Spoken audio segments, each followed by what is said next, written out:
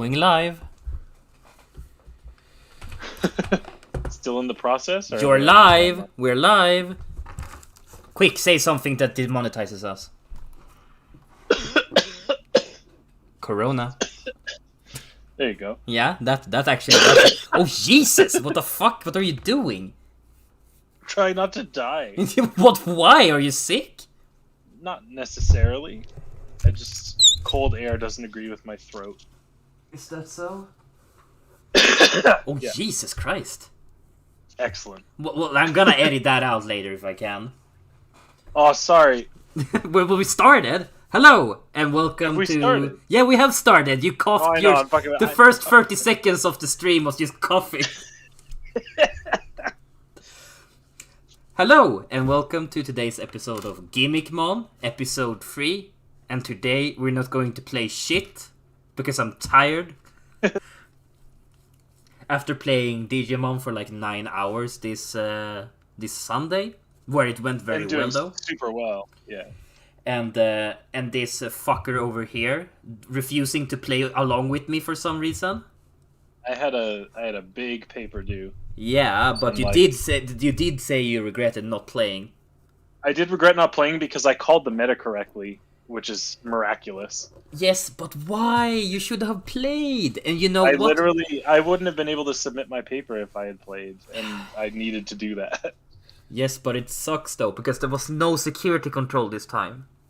Right. I didn't meet a single security control this time. Oh, that's really frustrating. But at the same time, fair enough. You know, you did super well. Let's talk about that. Well, sure. Like, well, I did. Did you see the spicy play? I did pimp the deck with a new spicy play that which I thought was never done before. Did you see that? No. Not really. Emma, could you go and grab my Beelstar a bit fast? Run, Emma, run! So You'll have to explain it. Yeah, I'm gonna explain it, but I also want to show it because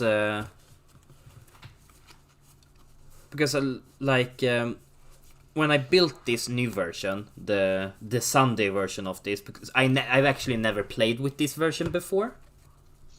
Is this the Craniumon tech? No, I actually yeeted the Craniumon before the tournament and decided that it's worthless.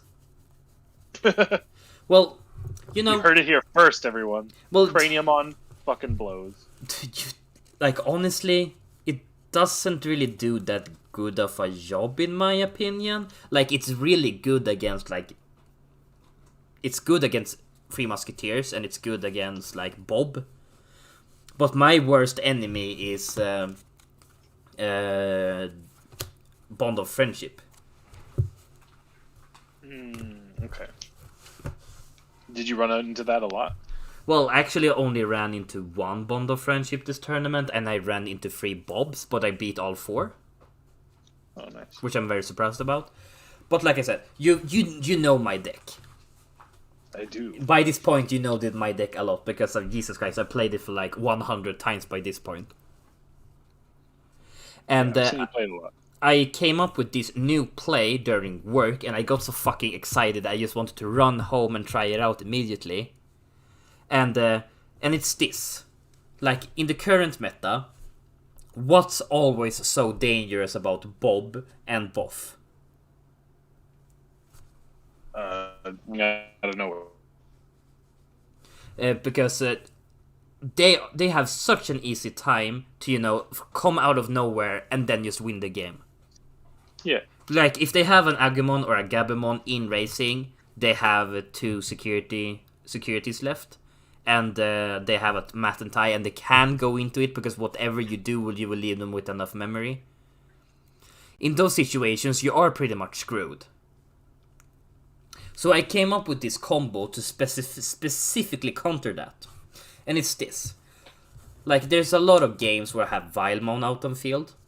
And let's just pretend this Mechanorimon is whatever card that I have in the deck.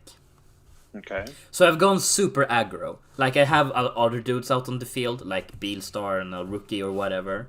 But that doesn't matter. If they bring forth Boff or Bob, I'm dead. But this combo actually stops it. Because can Jesus Christ, your internet, my dude.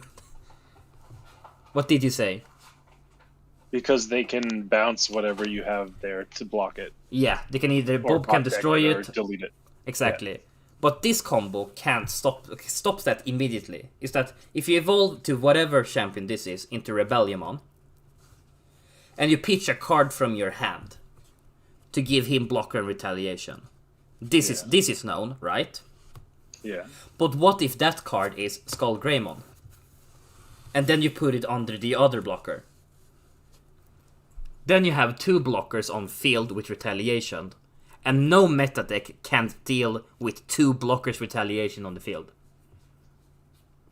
That's pretty neat, actually. Yeah, so I came up with this combo, and it never did any difference for the entire tournament. But I thought it was super cool, so I built the entire deck around it. So I had like 2 Rebelliomons and 2 Skull Greymons. But the most relevance this card actually had the entire tournament is that I evolved like a Digimon into it and I smashed with it. That's all it did. So I could never do the combo, and I'm so sad about it because it's so cool that you now from nowhere just said, okay, bring it out and it will die no matter what. It is very neat. Very neat. Actually, I'm getting the urge to play now. You are? Just based on you talking about the tournament as it was. You want to take a game? Tell me more about how it went first. Well, first round I lost against Gimmickmon, which I was very sad about, and I was very like, oh shit, it's gonna be one of those days. Like, I'm gonna lose 4 rounds in a row and then I'm just gonna quit. Like, that's what my... You were prepped one because you play against Patrick all the time. Yeah, but it wasn't a bad game. I didn't brick. We just outplayed each other, and he came out on the other side the winner, which is most of the point fine in my opinion. So I wasn't upset like, oh, like I did something wrong or I bricked. Like, it was a good game, but I thought that like, oh, okay, now I'm, it's not gonna go very well. Right. But then I did the most epic salty run back of all time and won 7 games in a row. Nice. Which I still don't really understand, like how I even managed to do that. So I met a green Imperialmon, 3 Bobs, 2 Yesmons, and a 3 Musketeer. Very interesting. Yeah, like the green Imperialmon was a very strange game. Like we both bricked the first round, so he just all he could do was play expensive Digimon on field, and then I removed it because I started my hand with 5 option cards. So it was an awful game. Like, it was horrible. And then, yeah, just by the fact alone that I had so much removal, I eventually came out on top. And then I moved on to the 3 Musketeer guy.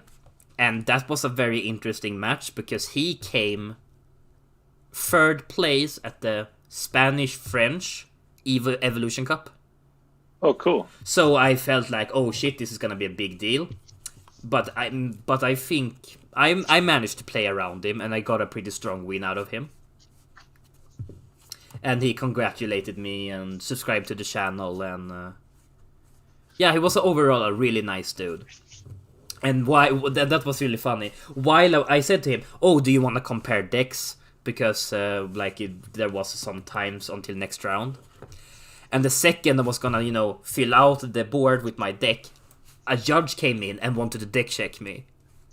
Oh, nice. And I said, "Oh, what a coincidence! No problem." And then he deck checked me while he watched my opponent. Which Nice. was very strange. But after the judge left, we just laughed about it and I talked a bit. And his friend was there, and we just chilled and talked. It was very nice. And That's then really good. The one game that I caught was against the Scottish girl. yeah, that She was the sounded match really after. cool. Yeah. She seemed really nice. Jesus Christ, English Heike. The pajamas girl. Jesus, why can't I say that? Pajamas. The pajamas girl. Pajamas. And yeah, she was super nice, and we became friends afterwards. And she even got super inspired by my deck. So she actually built the same version of my deck and called it the Free Hakeneers.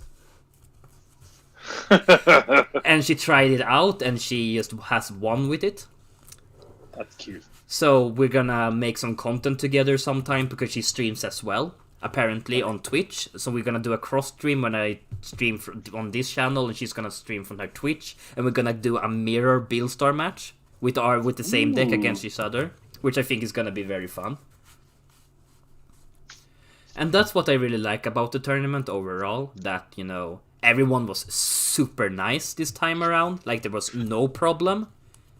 Like, no assholes. No calling me a clown or me calling me a mongoloid and stuff, and she trying to cheat. Not this time, at least. So I still can't believe that. yeah, I'm so happy that I actually have that on stream. That there's actually proof of someone molding their ass off because I just smacked them around too hard. It's a bit satisfying knowing that he got so annoyed at me, at him fucking up, that he called me a clown. It's really funny in retrospect. Yeah, the way he went about it was quite off. Yeah, you're so big and strong. Or whatever he Yeah, said. you Like, won, so he was not wrong about that. Yeah, well, what can you say? And, well, yeah, and I met the Finnish guy again. Like, there's this Finnish guy that I met 3 tournaments in a row now, and it's super weird. I met him in the German server, where This guy's as well. we did a box tournament in the German server, and I met him in the first round. And then in the regionals, I met him again. And now in the Evolution Cup, I met him again. And I can't understand how we managed to meet each other 3 tournaments in a row. And I won against him in a pretty bullshit way, in my opinion. It was pretty much the only luck. Oh, did he brick and you got to play out your game, or what happened? No, what happened is that he did everything he could, and he just smacked me around, took out all of my securities. He had a field board, and the only thing that could have saved me in any scenario was that I think I managed to get a Gundra out, but I realized that, okay, and I had a sword on hand, and I realized, okay, because he had too many dudes on field, that if I don't get a Mechanorimon out on field, I'm dead. Like, it's an instant game over. So almost my securities are gone. My deck is like so tiny. My grave is filled, but there's no Mechanorimon anywhere. So I thought, okay, if I don't get the Mechanorimon out on this sword mill, I'm dead. Then Mechanorimon was the last mill of the sword. And I put him out, and I won the match. Nice. Yeah, it felt nice, but it was just so... It was... The gods wanted me to win that match for some reason. And I felt like a little bit of like a dick.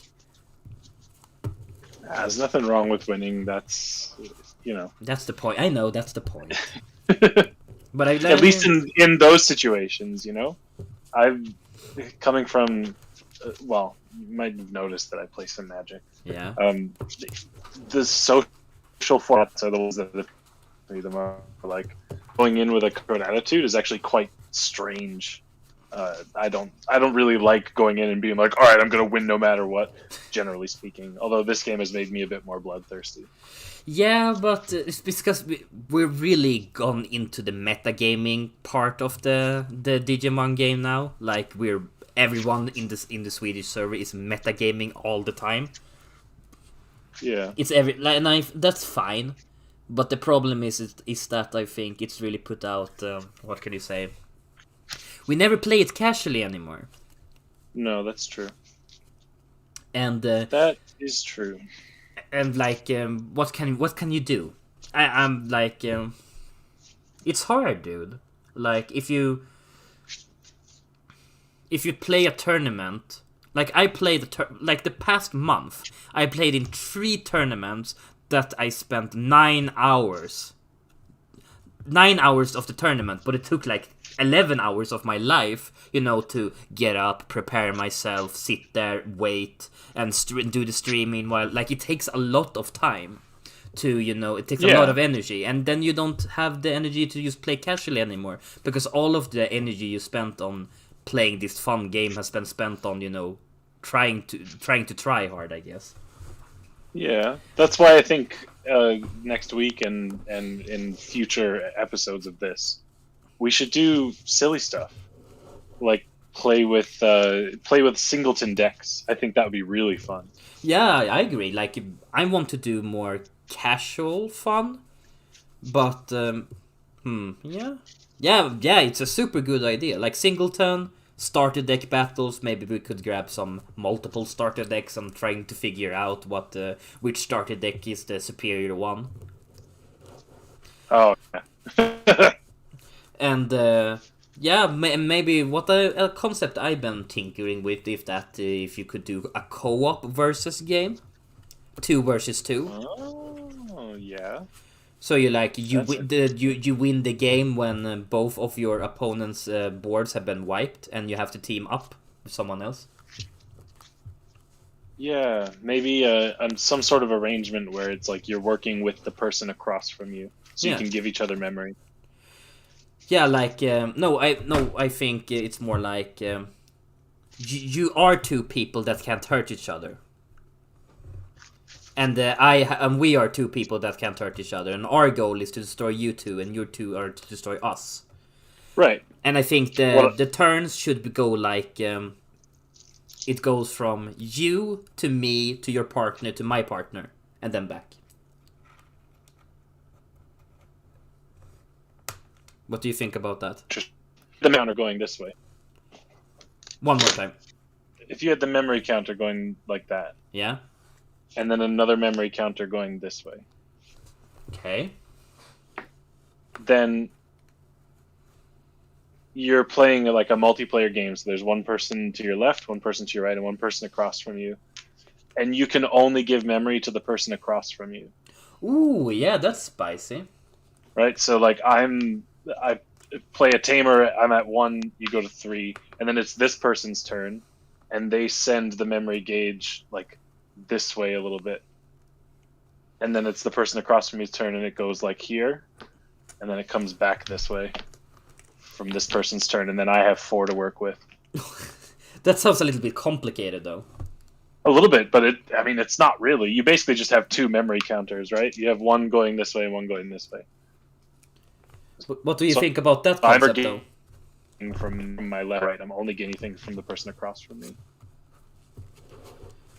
So maybe we could do Patrick and Emma join sometime for a Gimmickmon, and then it's me and Emma versus you and Patrick. I'd like that. We'd have to nail down the rules of this a little bit, but I think that would be really, really fucking cool. If we figured out the 4-player version of this, we would be heralded as geniuses for the rest of time. Andreas in the chat says, "Sweet empty Magic Gathering collection, Mr. Yudi." Oh, thanks, man. Yeah, this is most of it. It's not all of it. But Heike got me thinking about Magic. A couple weeks ago, we played with Patrick some Elder Dragon Highlander. So I busted out my fetch lands. Oh, your fetch lands. Your goddamn fetch lands.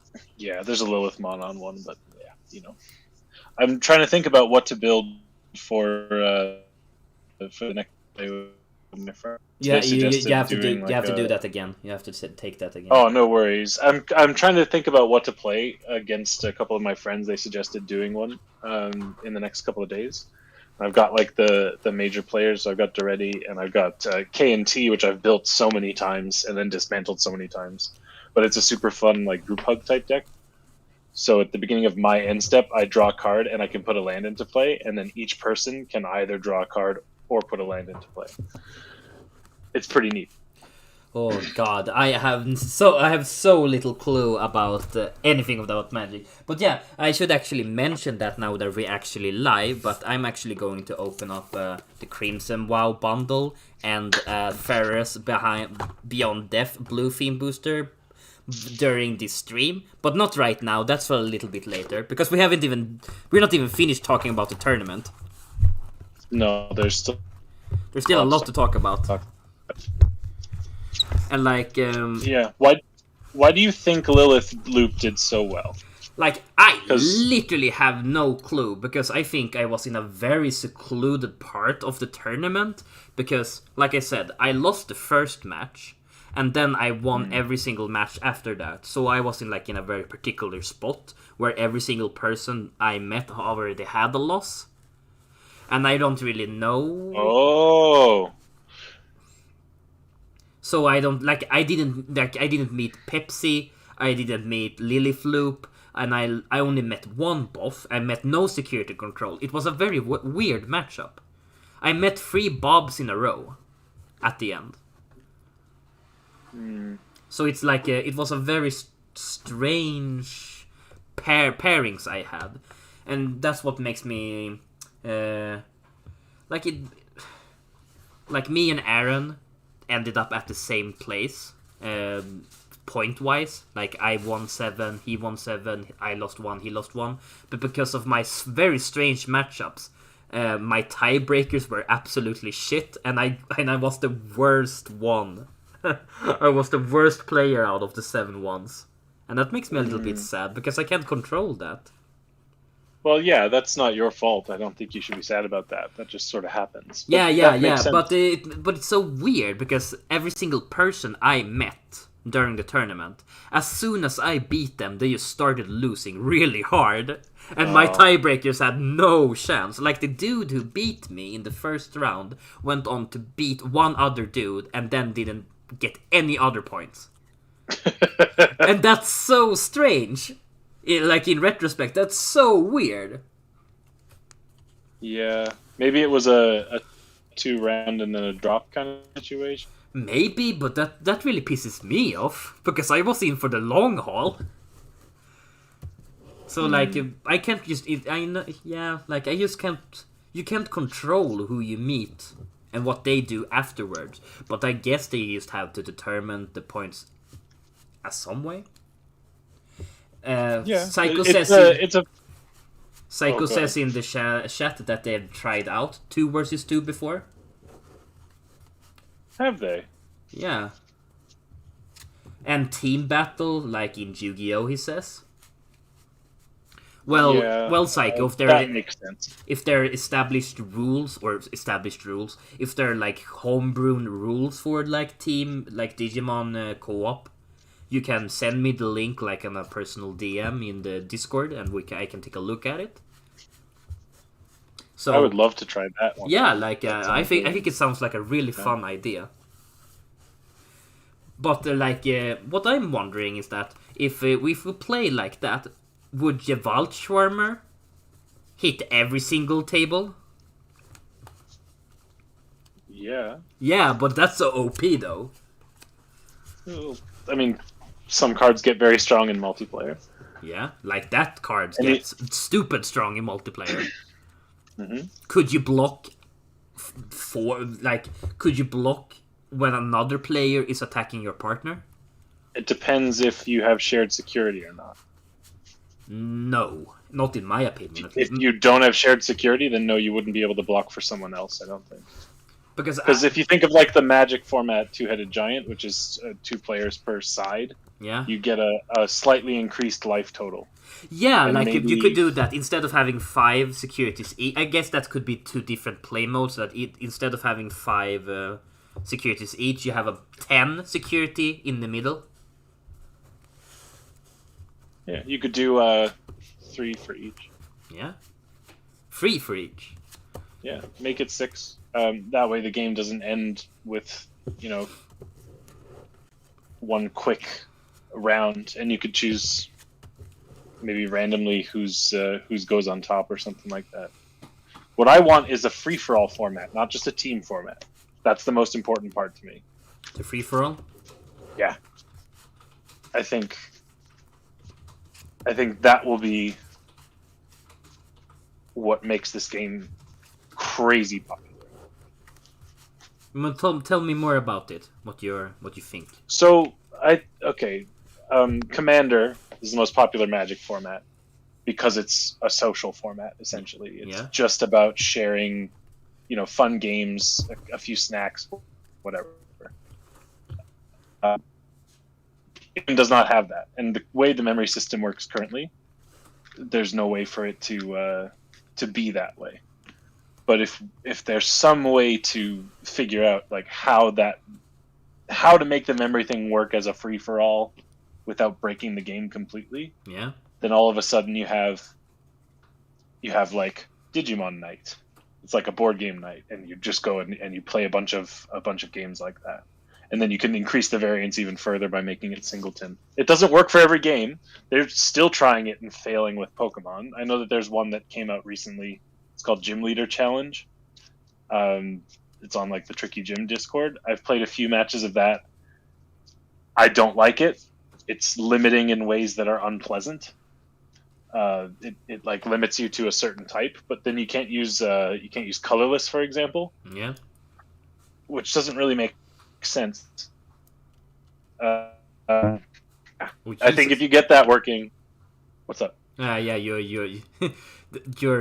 your internet cut out, and then it just made like a big fart sound. That wasn't the internet. Okay, fine. So, I think we should do a game of Lilithmon versus Beelstar. Oh, because you really got into the mood. Yeah, just talking about it because I guess I've taken a step away since I got absolutely demolished at the last tournament that I attended. Yeah, but I don't. I get why you're like. I would also be big mad if I got fucking Vibrance Breath like 12 times in a row like you did. Yeah, but it was unlucky. It was unlucky. I agree. I don't think that it's a statement of my skill as a player. I have none. There's no illusions about that. It's more the fact that it happened all at once and then, like, the same thing. Know. It felt bad. I understand, but you shouldn't have given up. You shouldn't have given up. I'm not giving up. I actually couldn't have played even if I wasn't like I was excited to. I thought, oh, this is going to be fun. It's going to be like a cool way to take a little break. No, I was super behind. I was writing a paper for a music class that I'm taking, and it was all about black metal, and I had to watch like 4 or 5 documentaries all about heavy metal, and it was exhausting. Because a lot of the music from that scene has very, very morbid bullshit surrounding it. Like the culture surrounding black metal is really unpleasant. So I was just like emotionally exhausted on Thursday, and then I slept really badly on Friday. So it was a perfect storm of shittiness, basically. Yeah, and that's why we didn't have a Gimmickmon last week, because you were big sad, big mad.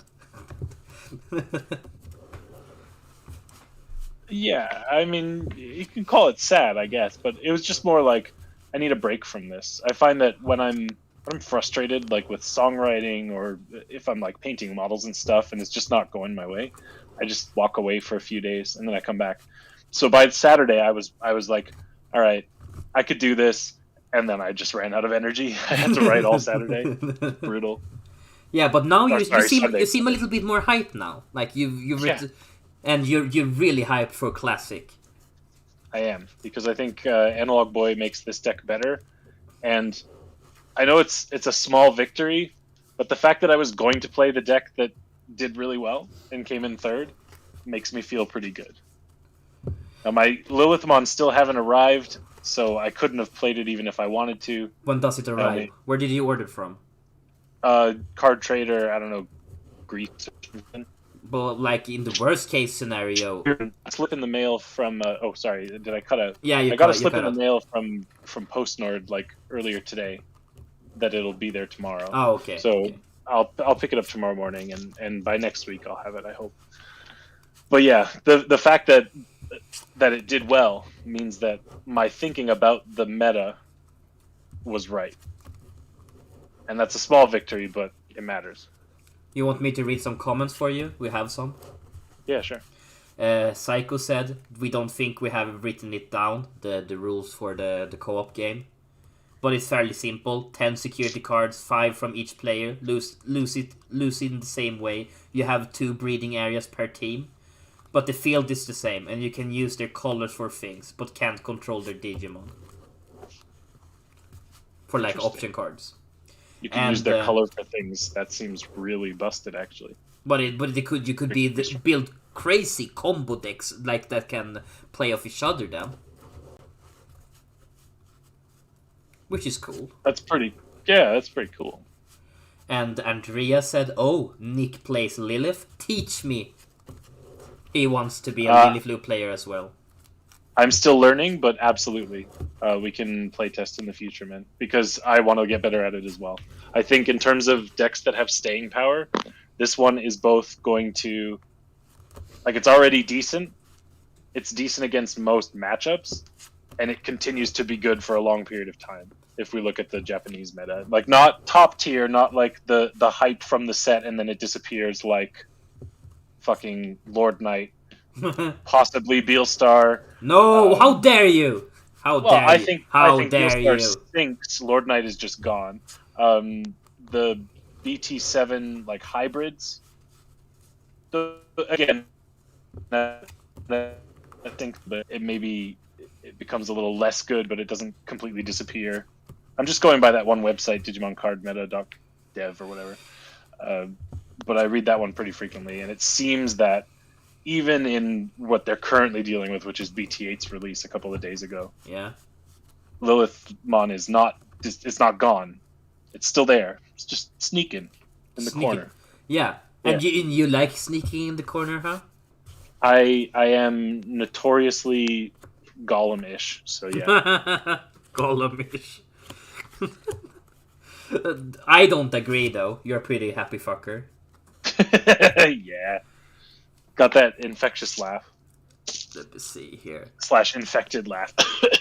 Andreas says he also does mini painting. All he needs is D&D and he'll have all the best hobbies.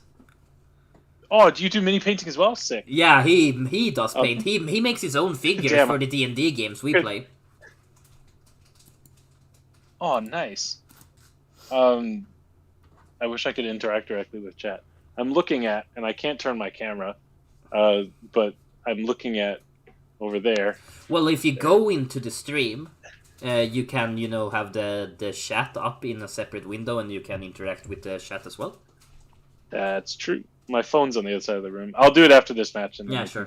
But I just picked up a limited edition Eldar Scout Ranger, like an old pewter model from Games Workshop. Yeah, it looks so cool. I have no clue what you're talking about. That's all right. It was released for a very limited period in like 2007, 2008, and I distinctly remember wanting it at the time but not getting it. And I found it on Tradera. Tradera. No, I just like the way you say things. Pendeltaug. Swedish bad. You welcome at it whenever you want. Yeah, Pendeltaug. Avhamting. Avhamting. Like when you have to pick something up, Avhamting. Hämtar. Yeah. But like if you have to pick something up, it's like Avhamting from Postnord. I have no clue what the fuck you're trying to say. It's fine. It's just bad Swinglish. It's not even Swedish. I'm hunting? Avhampning? The what? Alright, I give up. Upphämtning. Yeah. Whatever, shut up. No. Can you see everything? I know there's like shitty magic stuff. I can see enough. I just need my babies. So can I go and grab that? Yeah. Say something to chat while I'm gone for a few seconds. I'll entertain stream as best I can with this shitty internet connection. Hello, everyone. Ooh, I can show off. I recently splurged and bought an Italian tabernacle at Pendrell Vale. I've never spent so much on a piece of cardboard in my entire life. It's in really good condition. It's double sleeved, so I don't know how clear that's coming through. But it's a really, really excellent legendary land from Legends, which was the first set printed in Italian for Magic the Gathering. Oh, we were talking before stream, and Heike was amazed that you could use foreign cards, which I think is hilarious. Is that a Pop-Tart? Oh, it's like a Capri Sun. What? So this legendary land says, tutte le creature ora richiedono un costo di mantenimento di una in aggiunta e etc. etc. But basically, every upkeep you have to pay 1 for each creature. It can be 1 generic mana, and if it's destroyed, not sacrificed, it's a very, very good card. Anyway, that's my little magic show off thingy. How much is it worth?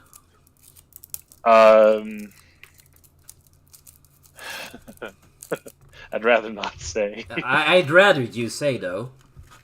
All right. Well, I got the Italian one here for 1,500. 1,500 what? US dollars. What? No, you're shitting me. I'm not shitting you. You are shitting me. I'm not. Look it up. Tabernacle. Where did you get that money from?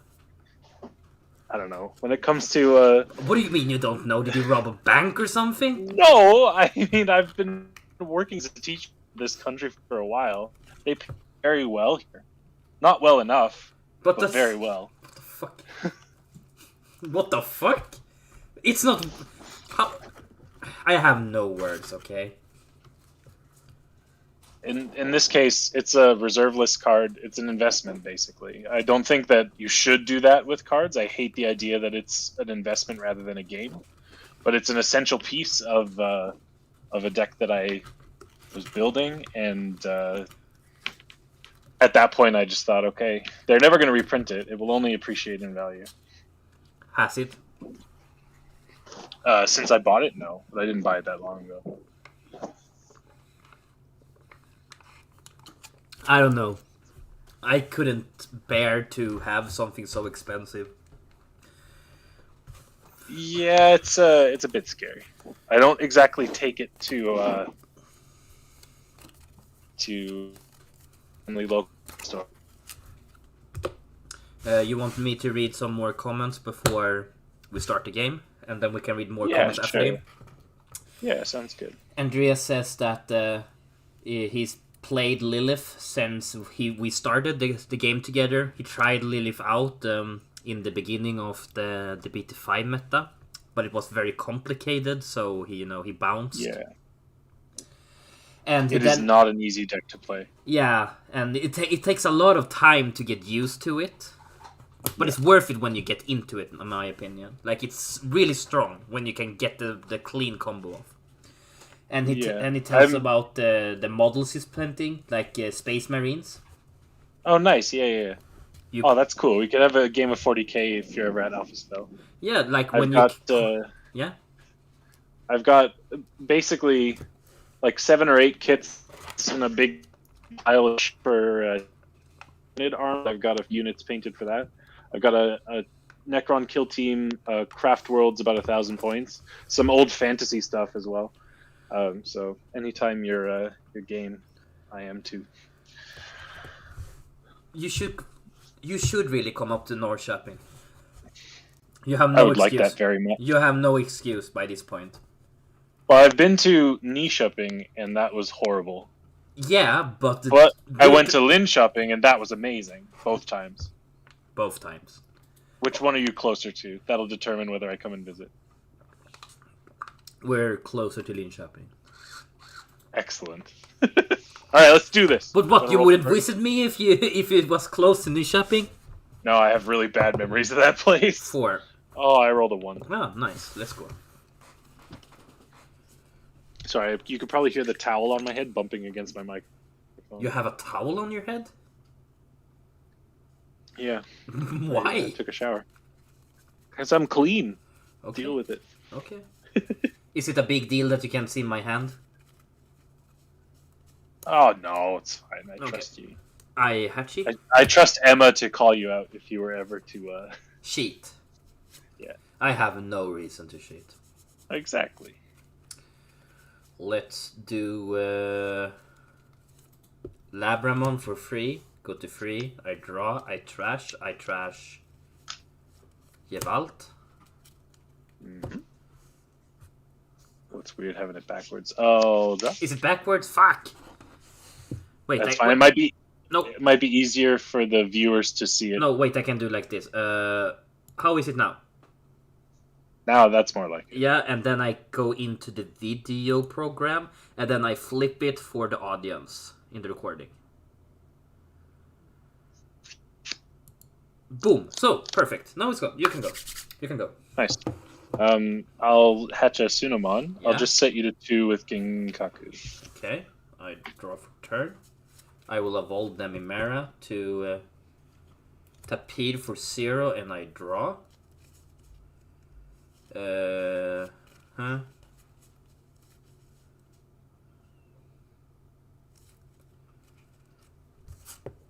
will swing with Labra. Yep. Promote. Yeah, that's pretty good for you, right? That's a good one, yep. I would rather a white tamer, but promote's the next best thing. Yeah, I guess so. Let's see here.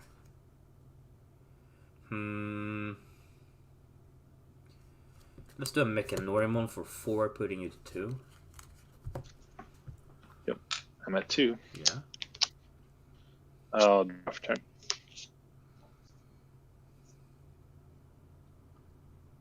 Let's do Takumi for 2. Yeah, go to 0. And I'll go into Rebellimon for 3. That's spice. And I'll draw a second one off of Takumi. Okay, will you do the Rebellion effect? I will, yeah. I want to discard Yeah. this other promote. Okay, interesting. My turn. Your go. Yep. I draw for turn. And I will promote. Let's smash with the P. Okay, I think I will block that. Hold on, I've missed a trigger here. No, you didn't? No, I didn't. Yeah, let's. You just block? wanted to. Yeah. Okay, I draw with the P. Then I draw 1, trash 1. Yep. I will trash. And you lose 1 memory from Takumi as well. Should have said that a little bit earlier, though. That's what I said. I missed a trigger. Yeah. Oh, you mean? Oh, I thought you meant on the Ginkaku. No.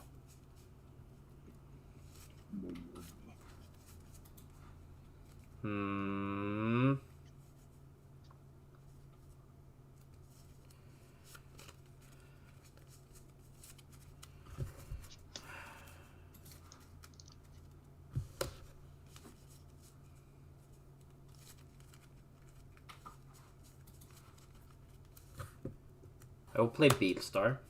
Her cost is reduced by 10. By 2, I mean. So she costs 10. I will pick up Nailbone. Use Fly Bullet. Ooh, nice. Okay.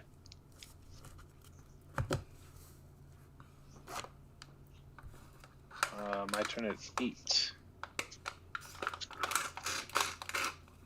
There's a lot you can do. Ah! There is.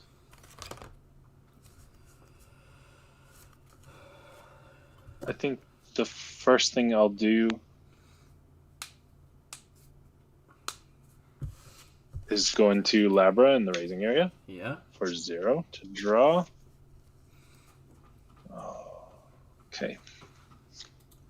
Now, audience, keep in mind, I'm still getting used to playing this deck, so I don't know if this is the right line of play. Yeah. I just think it's cool. Bear with me. Do it. Underworld. Underworld 4. I'll reanimate. It's 4? It's so 4. I go to 4. Okay. Yeah. I'll reanimate Ginkaku. Obviously, when it comes into play, I'll put the other Ginkaku underneath it. Yeah. It's got Rush. Rush. Yeah. Ruski. And you have a good blocker there. Yeah. That would, in fact, trade with it. So instead, I'm going to pay 3 to go into Lady Devimon. Go to 1.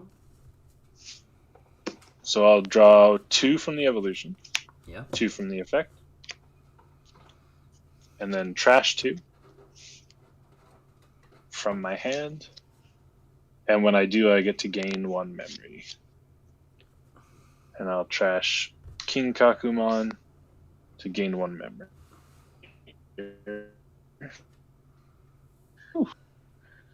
And then I will set you to...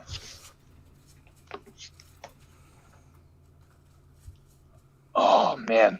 I'm just shy of it. I'll set you to 1 with the purple memory boost. Yeah. Reveal the top 4. Titamon is Lilithmon. I did not clarify that. Yeah, but Sorry. that's acceptable. Yeah, so I'll be taking the Lilithmon, and I'll put the both Lady Devimons. Hang on a sec here. Yeah.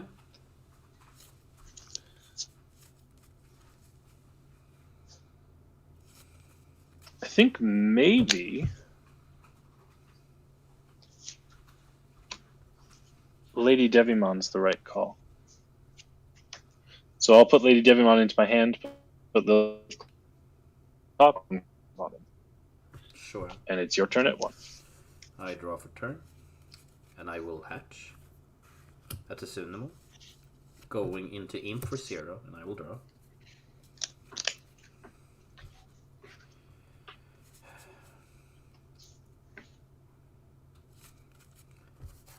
Beelstar will hit into security. Yep. It's a Jack Raid, gain 2 memory. Oh, what the fuck! Fucking punish. That was extremely lucky. Yeah, I just drew Beelstar. I wasn't going to remove that Lady Devimon, so yeah, that was pretty lucky. That was very lucky. Alright, I'll drop turn. Fuck! Now you're gonna do the combo on me! Shit. Since you don't have Gazi, I will go up to 3. Yeah. Fuck. I will play Lilith. Yep. Go to 0. Yep, go to 0. Take I off. don't get to return any options. I do a card. What was that? Oh, wait, sorry, you froze for a second. Yeah, your internet just went. Whoa! Sorry. What can you do? Yeah, it's nothing much to do here. I think I will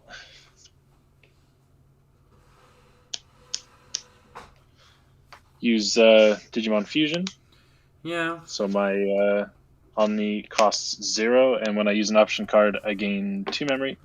And also I can delete one of your level 3s, which doesn't actually do anything. And then I'll go into Zwart. I'll draw for the evolution. And I'll draw again for the evolution. Ooh, nice. And then I'll mill 3. 1, 2, 3. That's a really bad series of cards. I like it. Oh my god. And though, let's reanimate, promote with Ginkaku and Kinkaku underneath it. To gain a memory and draw a card. Gain a memory, draw a card. Let's swing into security, returning Lilithmon to my hand to delete Beelstar. I'm gonna go with the assumption that I don't know what's in your hand because you did say you have another one, but that's okay. Yeah. Yeah. Do you want to block that? Gundra. Okay. And then I will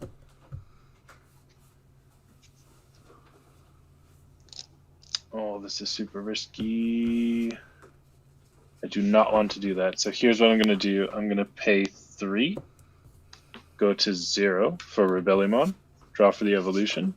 Then I can trash one card in my hand to give this Digimon blocker and retaliation. Yeah, makes sense. And I will discard Promote. I think that's the right choice here. Yep. And when I trash a card in my hand, I gain 1 memory and gain 1 memory from these 2 inherited effects. And then I'll go into another Lilith, setting you to 1. Okay. Draw for the evolution. And it's my turn at 1. And I don't have, so it's your go. Yeah, the sword goes to the bottom then. Yeah. Did I play that correctly, do you think?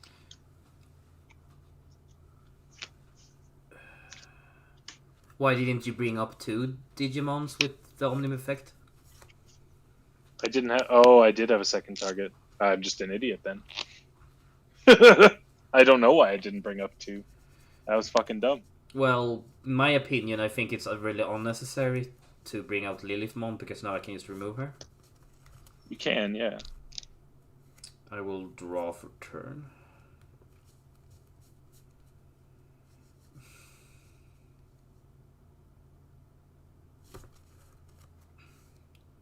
Let's do a promote.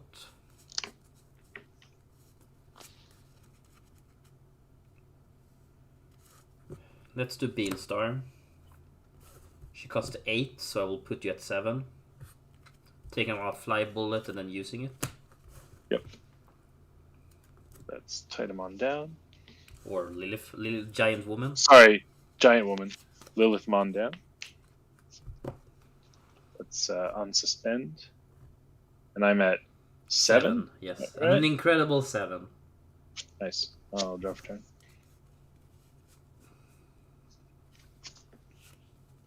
Promote Labramon. Makes sense.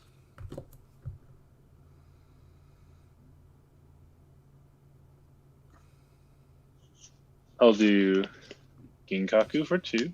Go to 5.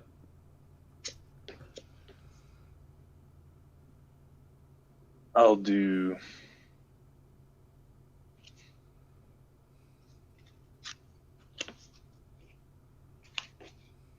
Lady Devimon for 3. Go to 2. Draw for the evolution. Draw again. And then trigger draw 2. Yeah. Then discard 2 cards from my hand. This should trigger the inherited effects, right?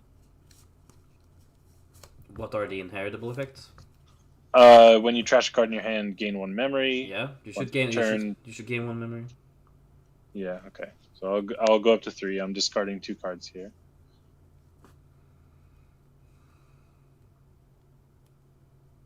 And I'm pitching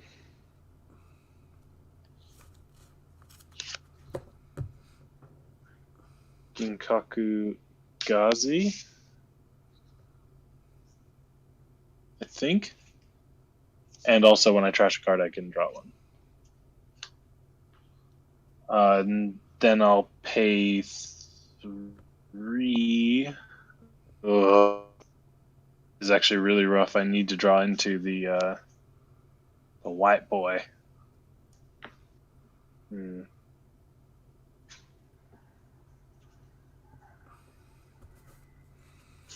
Maybe this is not the best deck for stream.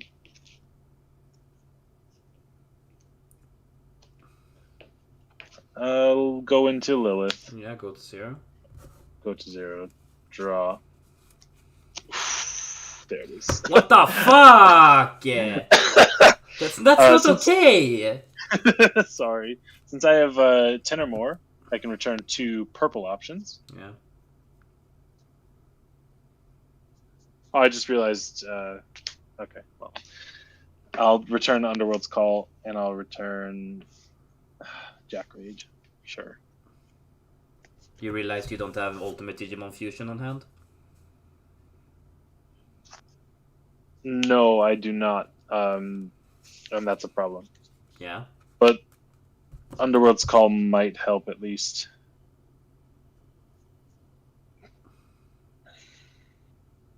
And worst case scenario, I can just do.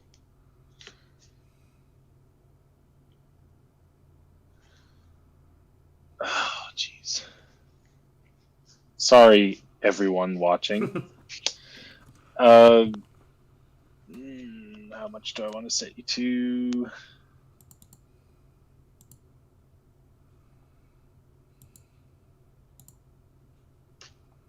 Jack Raid. Oh yeah. Go to 3.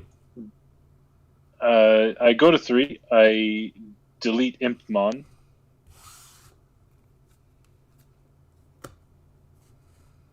And then I'll play 2 Jack Raid to go to 5.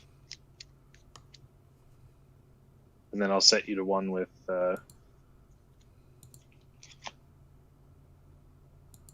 Schwart. And I'll bring back. I guess I can bring back Rebellion as well. There's no good on plays. So the deck still needs work, clearly. But I'll bring back Ginkaku and Ginkaku. On one of the Ginkakus, I will put a Kin and Gin underneath, and on the other, I will just put. Oh no, there isn't anymore. Okay, but either way, I gain 1 memory, draw a card.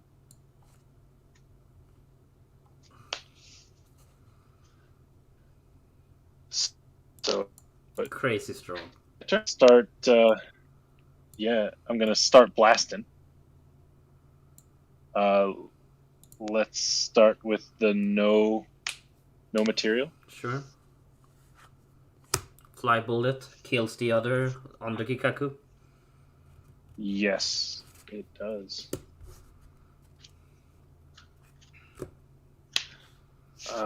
Then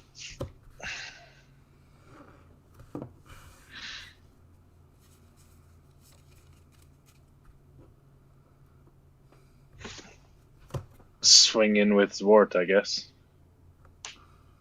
He's not going bot deck, so that's pretty good. I'll delete the nothing. Actually, I think. Wait, what? Oh yeah, you did the effect where it gives up. Yeah, you will delete. Yeah. Sorry, I'll be a bit more clear. To delete the blocker in this situation, I think, because I want to get this hit in. Okay.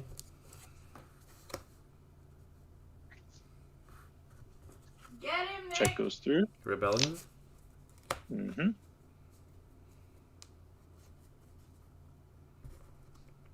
Then let's do purple memory boost. Yeah. Sets you to 3. True. And I'll take Labramon.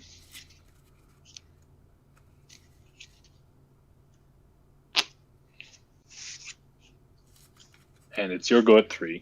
Yeah. So I know that this deck takes really long turns, but What can you do? I'm getting used to it. Just bear with me. Draw.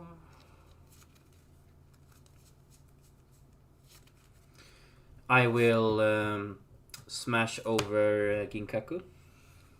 Yep. Beelstar will evolve into Millenniumon. Yep. You know what it does. Yep. Give it to me. Does it trash the material? Yes. Okay. Feels really good though. That came in really clutch actually. I'm very happy about that. That's true. That is very good. So I'm at 3. Yeah. Shh.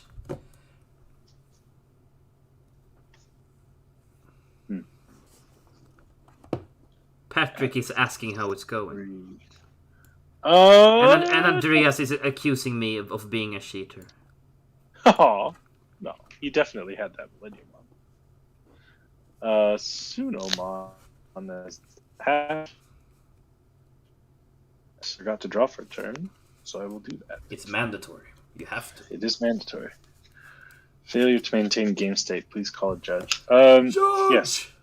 Takumi. I just did that in the complete wrong order. This is how I feel about it. Wow. Stream Not towards off. you. It's offline. It's offline. Let's bye. No. I did the Got your return, stream so it's taken fine. down. So it's fine. Yeah, I did the return, Right. so it's fine. Sweet. All right. I'm gonna do Labra and the Raising Sure. to draw. We're slightly off still. Fuck's sake. Millennium for the clutch. Yeah, it's really good. There's no room in this deck for it, but I really wish there was. Okay. So, first thing I'll do, since you have no Gazimons out, Yeah, I'm going. crack the purple memory boost. I'm 4 card. Then I'll play an Underworld's Call. Yes, go to 1. Go to 1. 1. Reanimate. 1 to the 1 to the 3. Ginkaku with Yes. its material. Gain memory. Gain 1 memory, draw a card. How many cards left in deck? Well, thanks to your bot deck, I have 1, 2, 3, 4, 5, 6, 7, 8. So I can actually mill you out if you... You absolutely can if I don't start winning. If I don't start winning. Yeah. What can I say? Now, the best thing to do here Yeah?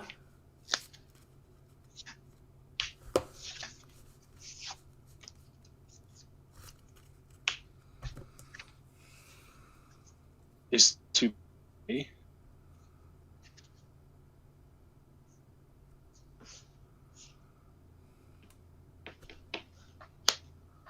Ooh. What can I hit in your security? There's all kinds of things. Oh, yeah. And if this goes, then I'm at a pretty high risk of losing. So what I'm going to do is I'm going to play Rebellion. That costs 3 memory. Yeah. I'll draw a card. And then the when Digivolving effect, I'll trash a card. I'm going to trash Manoa here. Yeah. Don't really need it. To gain a memory, right? To give him blocker retaliation, gain 1 memory, still my turn. Oh, yeah, you're gonna do that. Fucking asshole. Wait, no, you can't actually attack with it because he doesn't have rush anymore. That's correct. I'm not going to attack with it though. Yeah, I think was that the plan? Because you gave me the shits for a few seconds. then I'll go into Labramon, Yeah. which gives you 3. 3. Unfortunately, the inherited effect is once per turn, but I do get to draw a card. Yeah, And sure. it's your turn at 3. I draw for turn. I will promote. Mm-hmm. Let's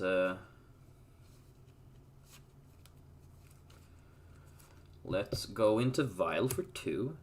Go to 1. Maybe unsuspend this boy. Draw for Devolution. Maybe. I don't know. I'm not fucking smart. Let's see here. I will smash into security. Yep. Candlemon. Yeah.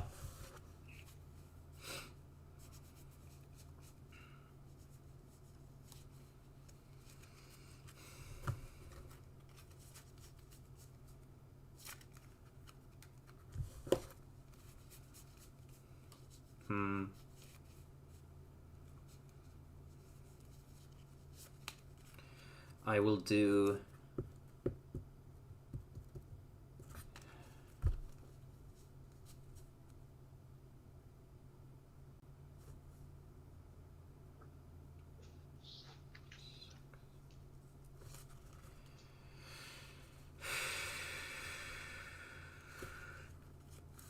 I'll play Impmon for free, go to 2, do his on-play effect to mill Nailbone to pick up Beelstar. Yep. Yep. That sets me to 2. Now, alright, ready? Yeah. If I counted my cards correctly, the next card is going to be the Zwart that I put under. No. He's at the bottom. Fine, we're all good. Alright. Whew. Let's see.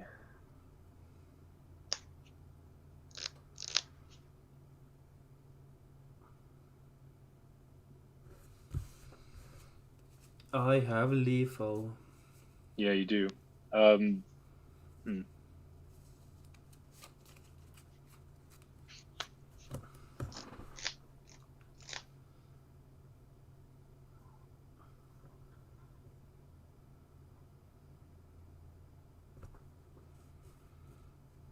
This ain't good.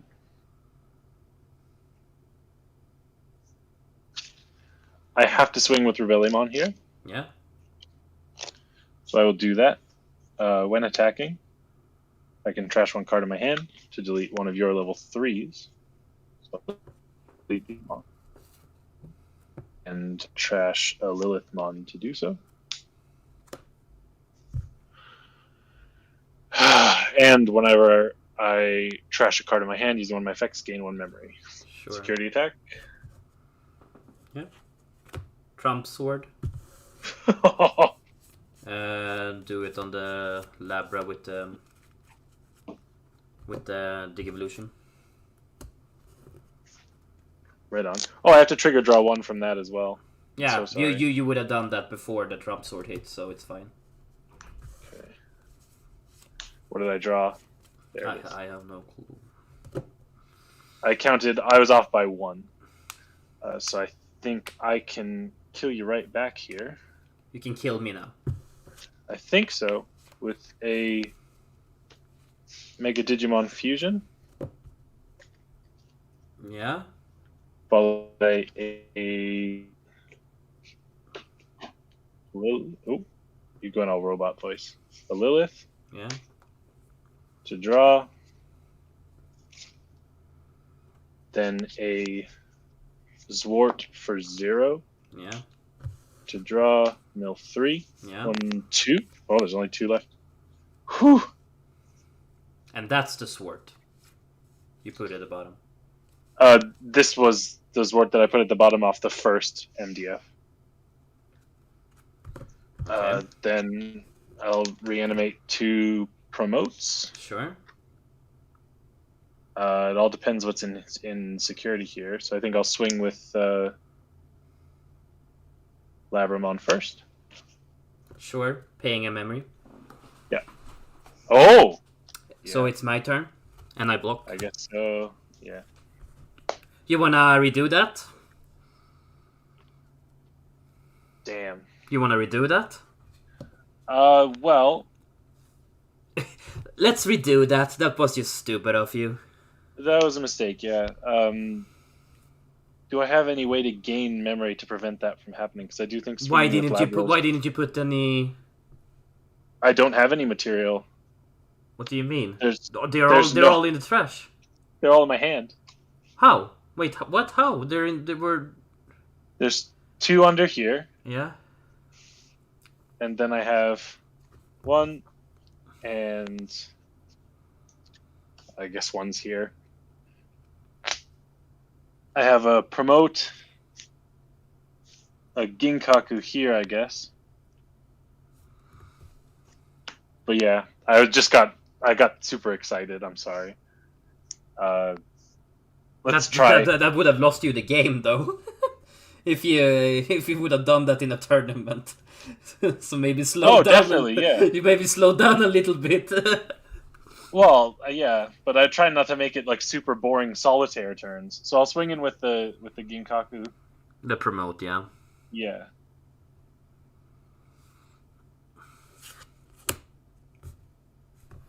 You won. Yep. Nice. Whew. Yeah. That's why we do practice games. Thank you for letting me take that. Yeah. I guess this was a Jack Raid and then the other Ginkaku that I have. Fucking Jack Raid bullshit. And that Gassy was just in the last security just to taunt me. It is very good. Gazi does shut this deck down a little bit, but there are ways around that, which is kind of nice. One more round? Yeah, well, I mean, let's play the match, I guess.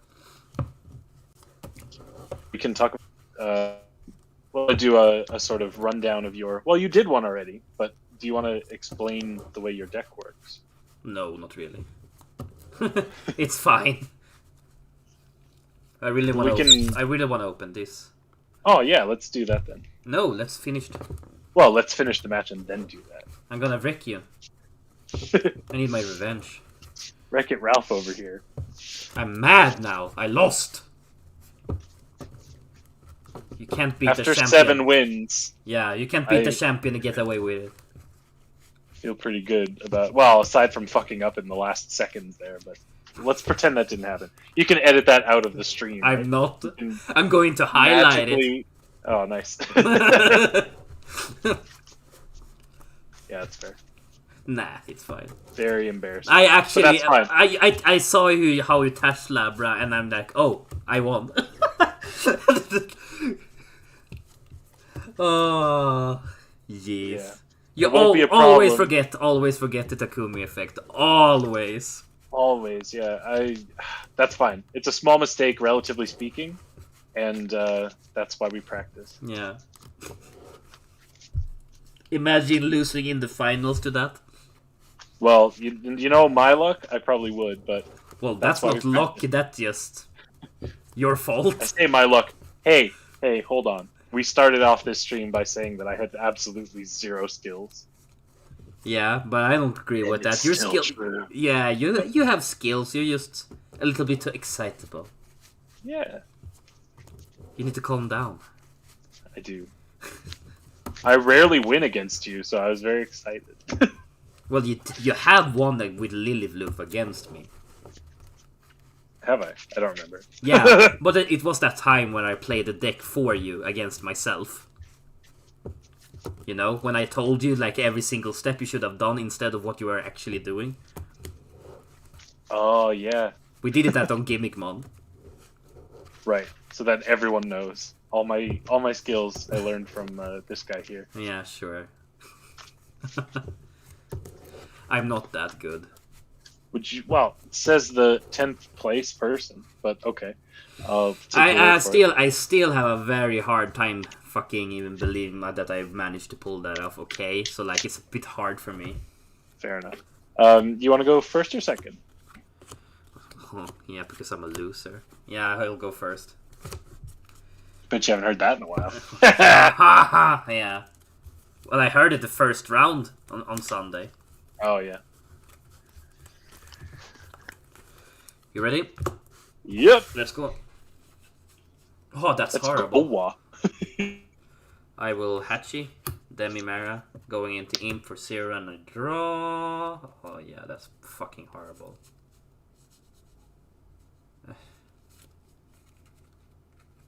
Why? Mechanori for 4. Okay, I'll drop turn. Let's crack an egg. Go into Gimmickmon for 0. Pretty good. Spicy. And then I'll play Manoa for 4. Yeah, going to 0. And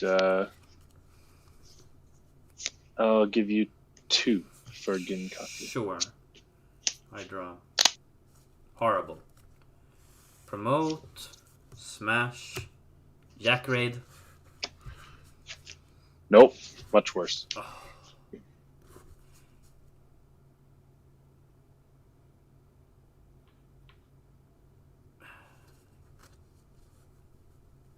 I can't tell if you're frozen or just molding.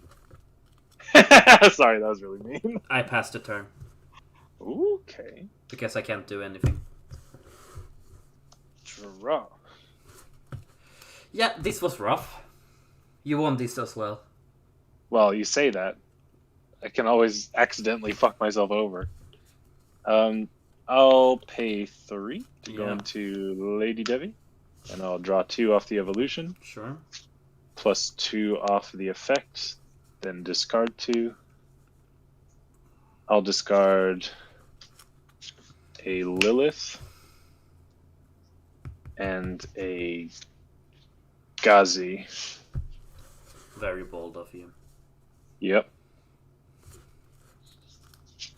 And then I will play Mon, setting you to 3. Trigger draw 1 and discard 1. Yeah.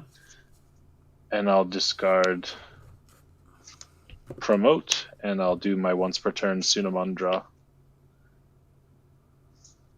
Yep. It's your turn at 3. I draw.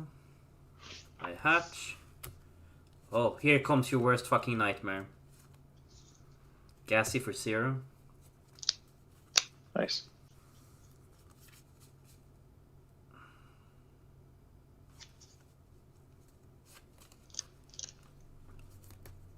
Smash.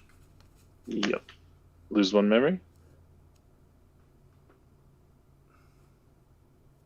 Labra. Dies. Draw 1, trash 1. Punished, punished, punished, punished. Nailbone. Yep, makes sense. Yeah. It does though.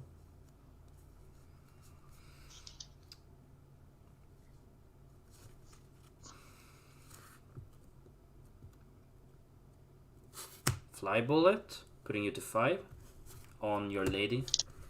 Yeah. It's not gonna stay there. It's gonna punish me. I didn't think it would, really. I'll draw. Sounds so sad. I am a bit salty, but like I wasn't expecting it to stay. Are you're salty, huh?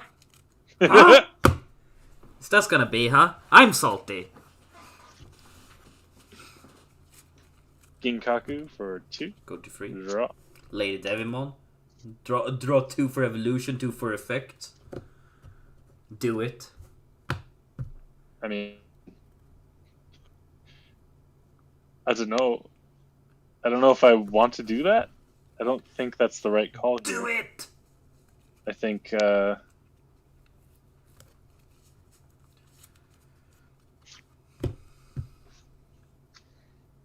wow.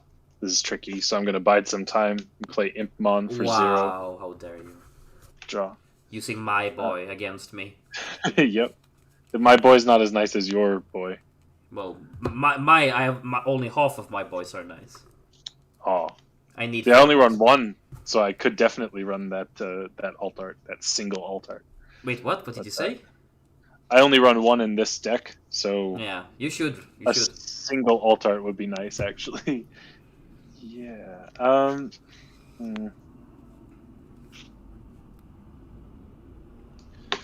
5, 6, 7, 8.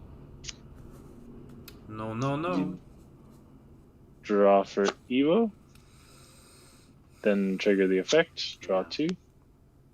And then I'll discard purple memory boost. And Lady Digimon. Trigger the effect to gain 1 memory. Oh. See, this is what I struggle with. Both Heike and chat can help me here. I don't know what to do in this situation. What do you mean? Well, do I go into Lilithmon knowing that it'll be deleted? No. Then what do I do to pass the turn? Well, you should have never played the Lady Digimon in the first place and kept it in the racing in that case, where you could do both the Lady Digimon effect and the Lilithmon effect. It's an unnecessary play, in my opinion at least. The reason I did it is to get 10 in the discard. Yes, but could you just do that later on in a better position?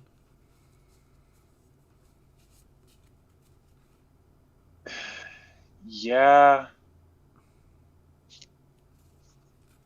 Maybe. Okay. Then this might be the wrong play, but I think my plan was Jack Raid, Go to 2. gain 1, go to 2, Yeah. and then leave you at 1 with the Gabu. Yeah, sure. Maybe that works. Or leave you at 1 with a Lilithmon. I don't think that's right. Yeah, that's not the right play at all. I will draw. And I will promote.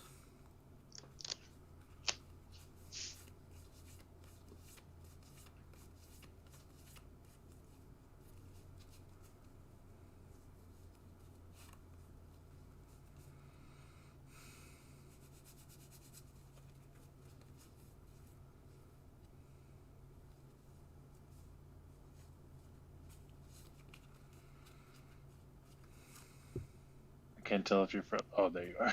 Trump sword. Yep. On the light, I have to say this isn't the most excitable matchup, honestly. No, it's not. It's pretty skill intensive though, so hopefully the people in watching the stream are some live kick. I'll draw for turn. That was the other reason to go into Lady Devi, was for the inherited effect. Yeah. I'll promote Imp here. Makes sense.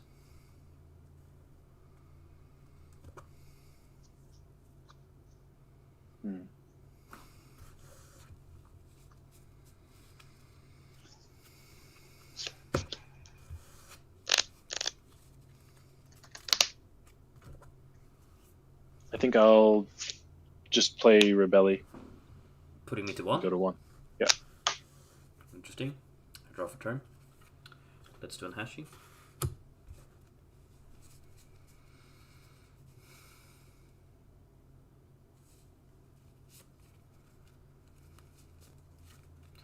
I will evolve Mechanorimon to Rebellion. Yeah, you're right. It's a very nice. It's a very thinky match. I draw. I trash Vault to give blocker retaliation. Yep.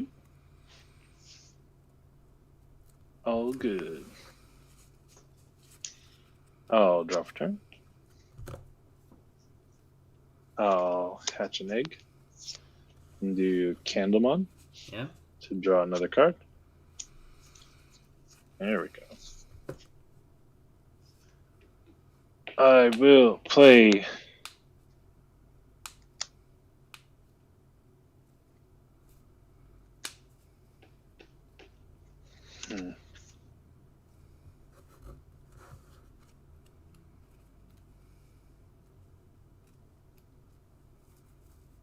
Gazimon says you can't gain memory except with tamer effects, right? Yeah. Okay. It doesn't combo, it just stops Lilithmon. One more time. It doesn't stop the combo itself, it just stops Lilithmon. Oh, you mean like, well, if there are a card that makes it so you can't reduce plays. Right. So you can reduce. So bad. you can. Yeah. So you can reduce with the Mega Digimon Fusion. Okay. Well, I will try and go off a little bit here then. So Sure. 3 for the Evo. Yeah. I do have 10 or more options, or sorry, 10 or more cards in my trash, so I will bring back a Jack Ray, just one. Not the purple memory boost. I don't think I need to, and I'd rather have the 10 that I'm not going to touch, just for convenience's sake. But obviously Jack Ray's not useful at the moment, so I will instead drop Mega Digimon Fusion. Yeah. Go into Zwart for 0. Draw for Evolution. Draw again. L3. 1, 2, 3. And I'll reanimate.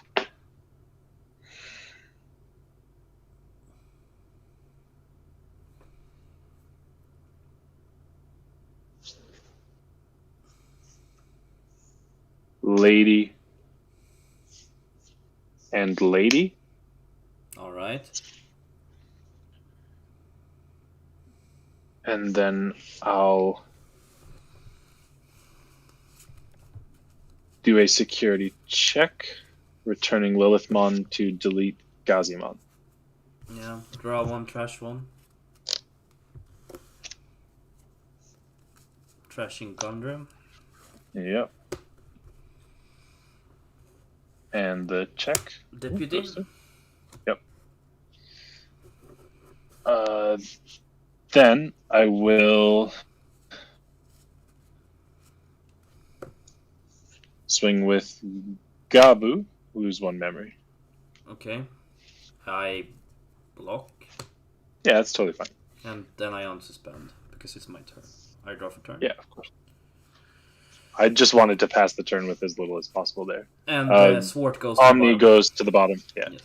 And Rebelli stays in the grave. I will evolve Demimera to Impmon for 0, and I will draw. Mm-hmm.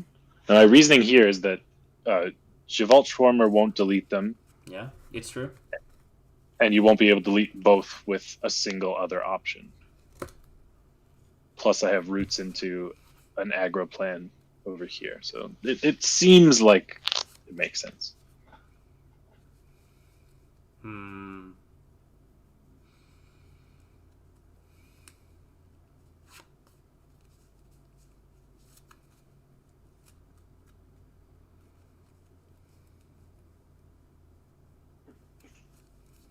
Rebellion will go into Gundra for 4. Yep. Draw for the evolution. Middle top 5.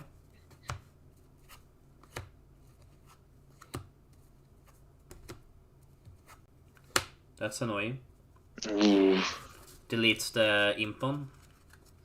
Yep. So we got 19. And it's my turn at 3, so I'll unsuspend and draw. Now, what does Gundramon's actual cost? Is it 11? It's 11. Okay. You're gonna delete it. I don't know if I don't have the Digimon Mega Fusion in my hand, but I might be able to get there in other ways. So I'll promote the Candlemon for starters. Yeah. With 19 in the trash and no Gazimon, so this won't actually affect it. Your Impus Dimpus is in the corner there. I'll gain 1 from Jack Raid. Then I'll go into Lilithmon over Lady Devimon for 3. Draw. That's not it.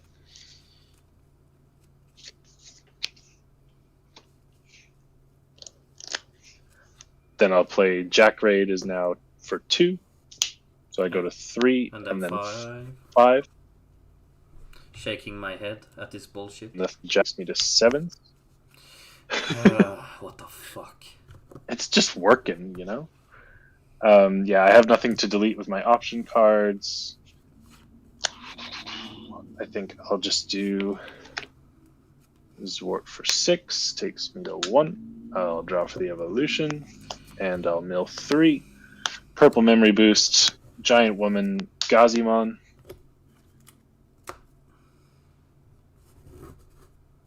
I'll take the promote. Did you pick up Gundra? Yeah, hey, he's gonna die.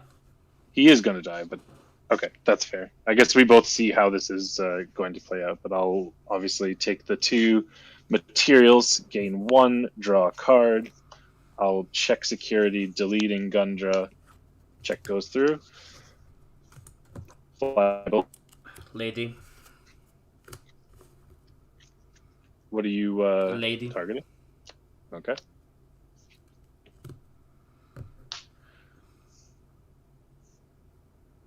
Then let's do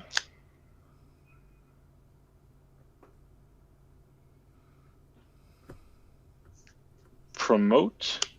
When attacking, trash 1 card in your hand to delete one of your level 3s. You don't have one, but I want this in the grave. And when you trash a card, you can gain 1 memory, so I'm back at 3. 6,000. Yes, it's fine. All right. Then I'll play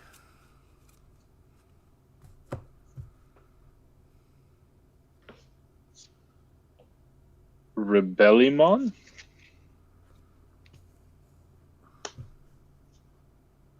For 3, draw a card, and I'll discard Kinkaku for blocker and reboot, but it doesn't really matter. And then Candlemon to pass the turn. And hitting the security. Yeah. Gondra. Okay. Candlemon is dead. I missed a Sunamon trigger, You have to which draw is a card. draw 1 off the trash, yeah. And then your turn at 1, so Zwart is on bottom. No, it isn't. Lady... No, it isn't. You didn't do the Mega Digimon Fusion this time. I didn't do a Digimon. Oh, wow. All right. Nice. I will promote. Smash into Yak Raid, losing the game. Haven't we seen them all? No, there's still one more. Yes. Yes, you won. You got it.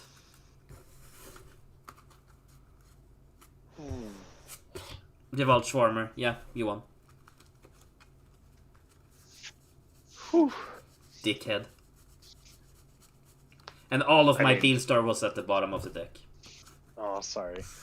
That sucks. Yeah, that sucks. Jesus. Well, I can't do anything against Lilithloop apparently. That's That, all right. that was Next, super rough. Super rough for me. Jesus Christ, I couldn't do anything about that. Yeah, And now you feel bad. I do. Yeah, I don't like winning. Yes, you do. Me. I really don't. If it makes you upset, like, I'm or- not upset. You know what I mean? No, I don't mean upset, but like, you know, when you can't do anything, like when it's just Yeah, I'm Oh, just okay. sitting here waiting to lose because your turn takes 20 minutes and I've already lost. Goddamn Lilithloop. What can you do? Good game. You did really yeah, well. well played. I think I'm getting the hang of it. Yeah. You just need to do that Lilithloop 100 more times, then you can do it in a sufficient manner that maybe doesn't make you tie the games. Yeah, go to time. Nothing's worse than playing black blocker. That I Yeah, go to who time does that, huh? me. Yeah. Whoops. All right. Shall we? I just shuffled this. Do you want to go through this and Huh? see the counts and stuff? You want to do a deck profile of yours? Well, I mean, we can do it. It won't take that long.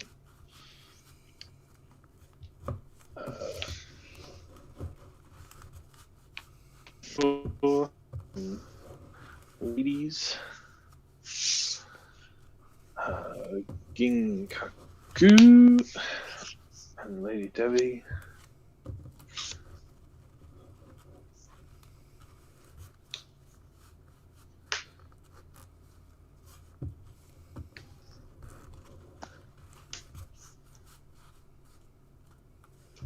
Maybe Yeah. Beelstar has picked up momentum because it topped the previous European tournament, right?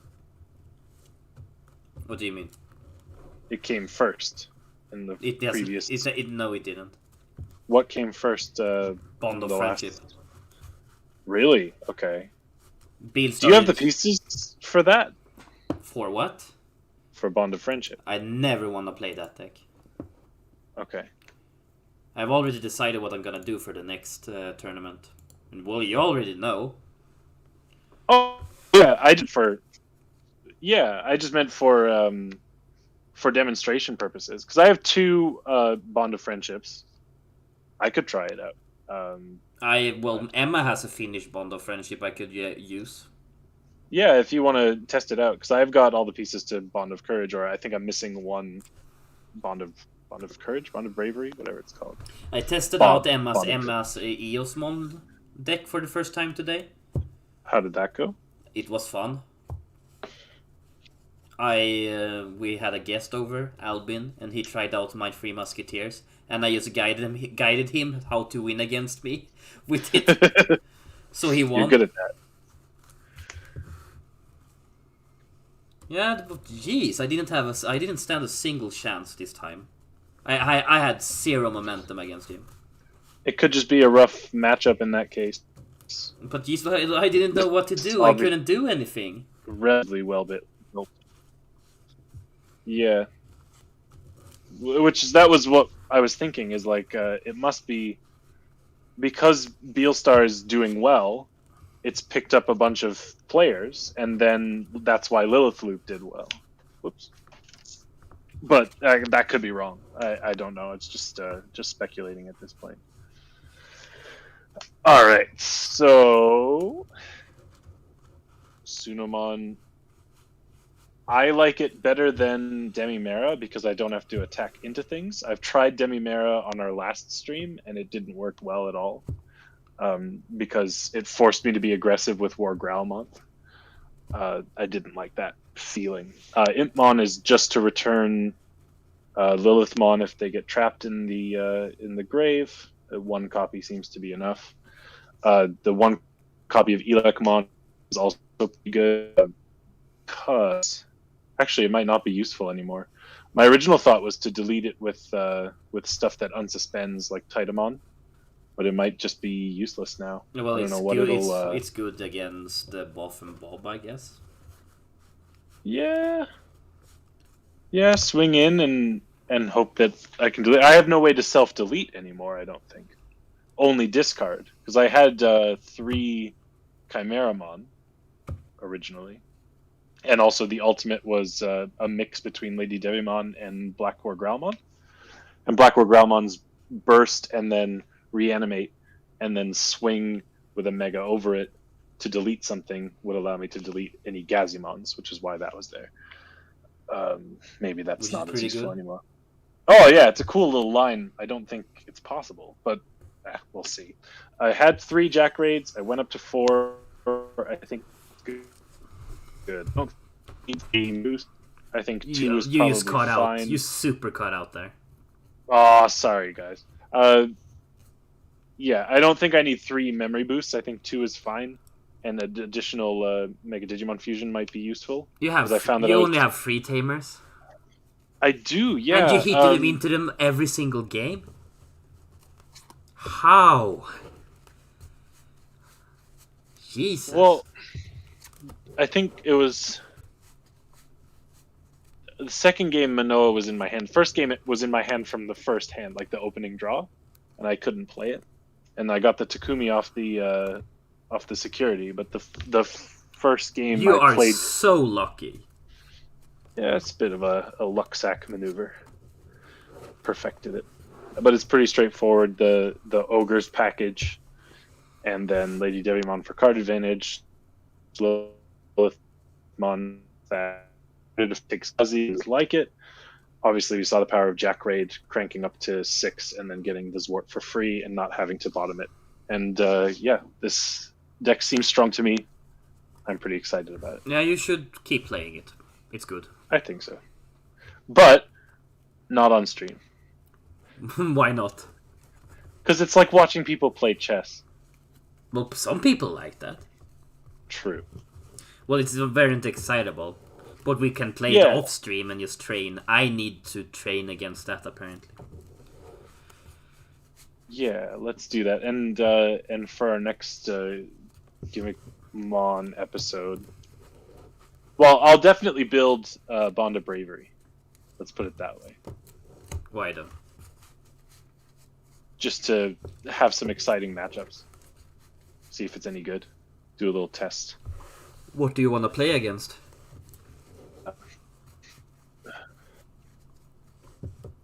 Oh, whatever you've got. Eosmon sounds fun. Bond of Friendship is what I want to play this against, but we can do that private. Yeah, sure. In our spare time. Yeah. Let's open some Crimson Vow. Yeah. How exciting. I just need to pay though. If that's off you go. Yeah, off I go. So what are we looking for in Crimson Vow? I think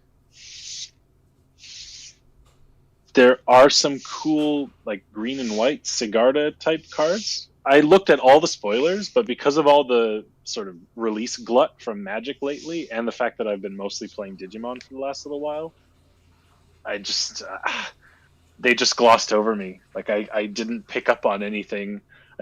Nothing really caught my my attention. It's like new coming out in Crimson Vow. I did quite like the design ethos of Midnight Hunt. I like werewolves, but it was also a really fun set to draft. I haven't actually tried drafting Crimson Vow yet, so maybe this this dreaded product fatigue is actually finally, after many years, caught up with me. I clearly have too many little squares of cardboard, as y'all can see. And my Liliths are on the way, which is nice.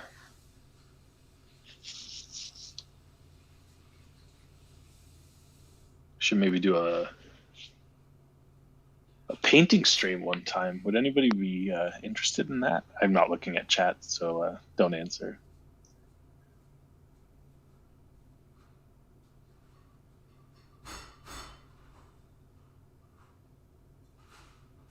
And maybe a video in the future. That'd be fun.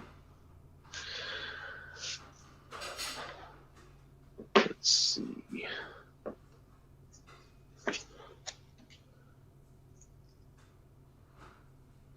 Nothing particularly exciting off the top of this stack of artifacts, but definitely something I want to get organized. I know Heike is interested in taking a whole bunch of my stuff, my magic stuff, and I've been sorting out piles for him to look at. I also opened 6 packs of Pokemon cards available at your local Coop store. I've also purchased them at Hem Shop before. Hem Shop, that's another Swinglish bullshit from Nick. Hem Shop. And I opened some cool stuff. Let's tuck that shiny one to the back. So we've got a Eleki. I wish it had a better name than that, but it's pretty good. Terraspark 120 damage for 3, discard all lightning energy, and it also does 40 damage to 2 of your opponent's bench Pokemon. Really solid in that Gym Leader Challenge format, that's why it's sleeved.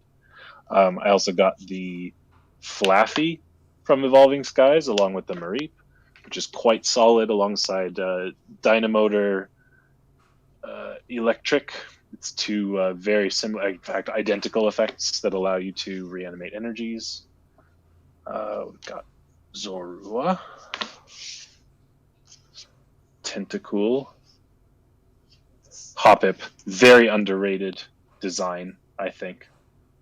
You've got that simple pink, you've got the contrasting yellow eyes, green like hair thing, and a neat gimmick of it being able to float around with the little spinny helicopter move. Amazing. As an adopt before conservatives got to it. We've got a Dano, got a Nickit, which sort of feels like a bit unfair, you know? Just because you're a fox and you look like a thief doesn't mean you're into stealing. I would read a manga all about a Nickit that doesn't steal things. To me, that sounds like a really compelling concept. I like the new energy designs too. I don't think they need to change, sort of like basic lands. Got a Raihan. You can play this card only if any of your Pokemon were knocked out during your opponent's last turn. Attach a basic energy card from your discard pile to one of your Pokemon. If you do, search your deck for a card and put it into your hand. Then shuffle your deck.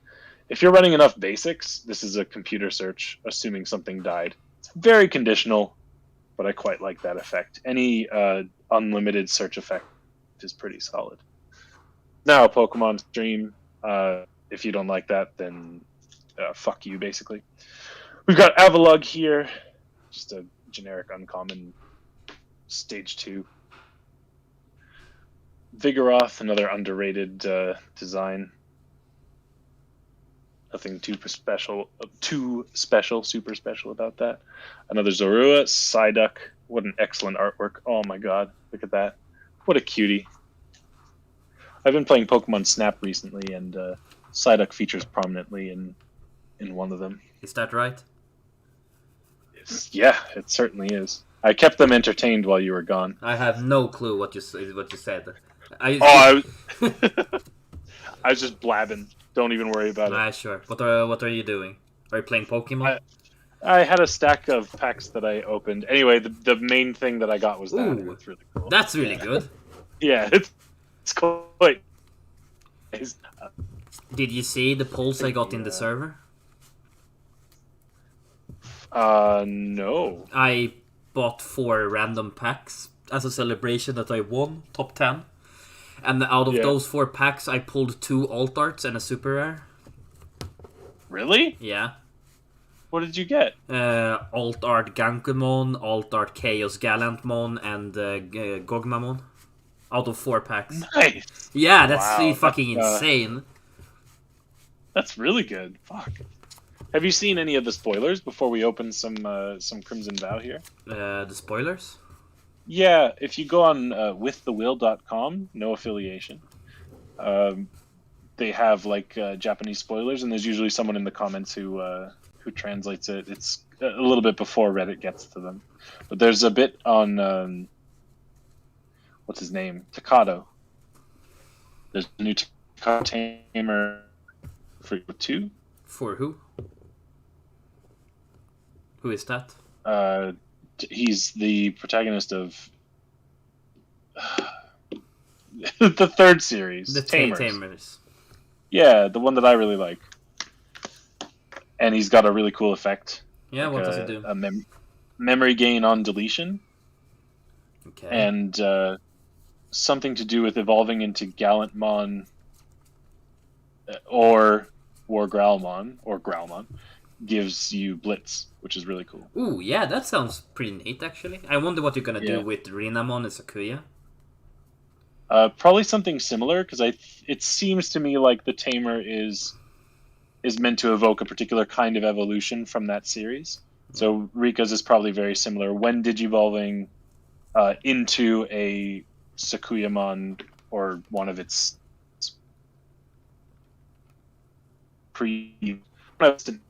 which is a bit sad.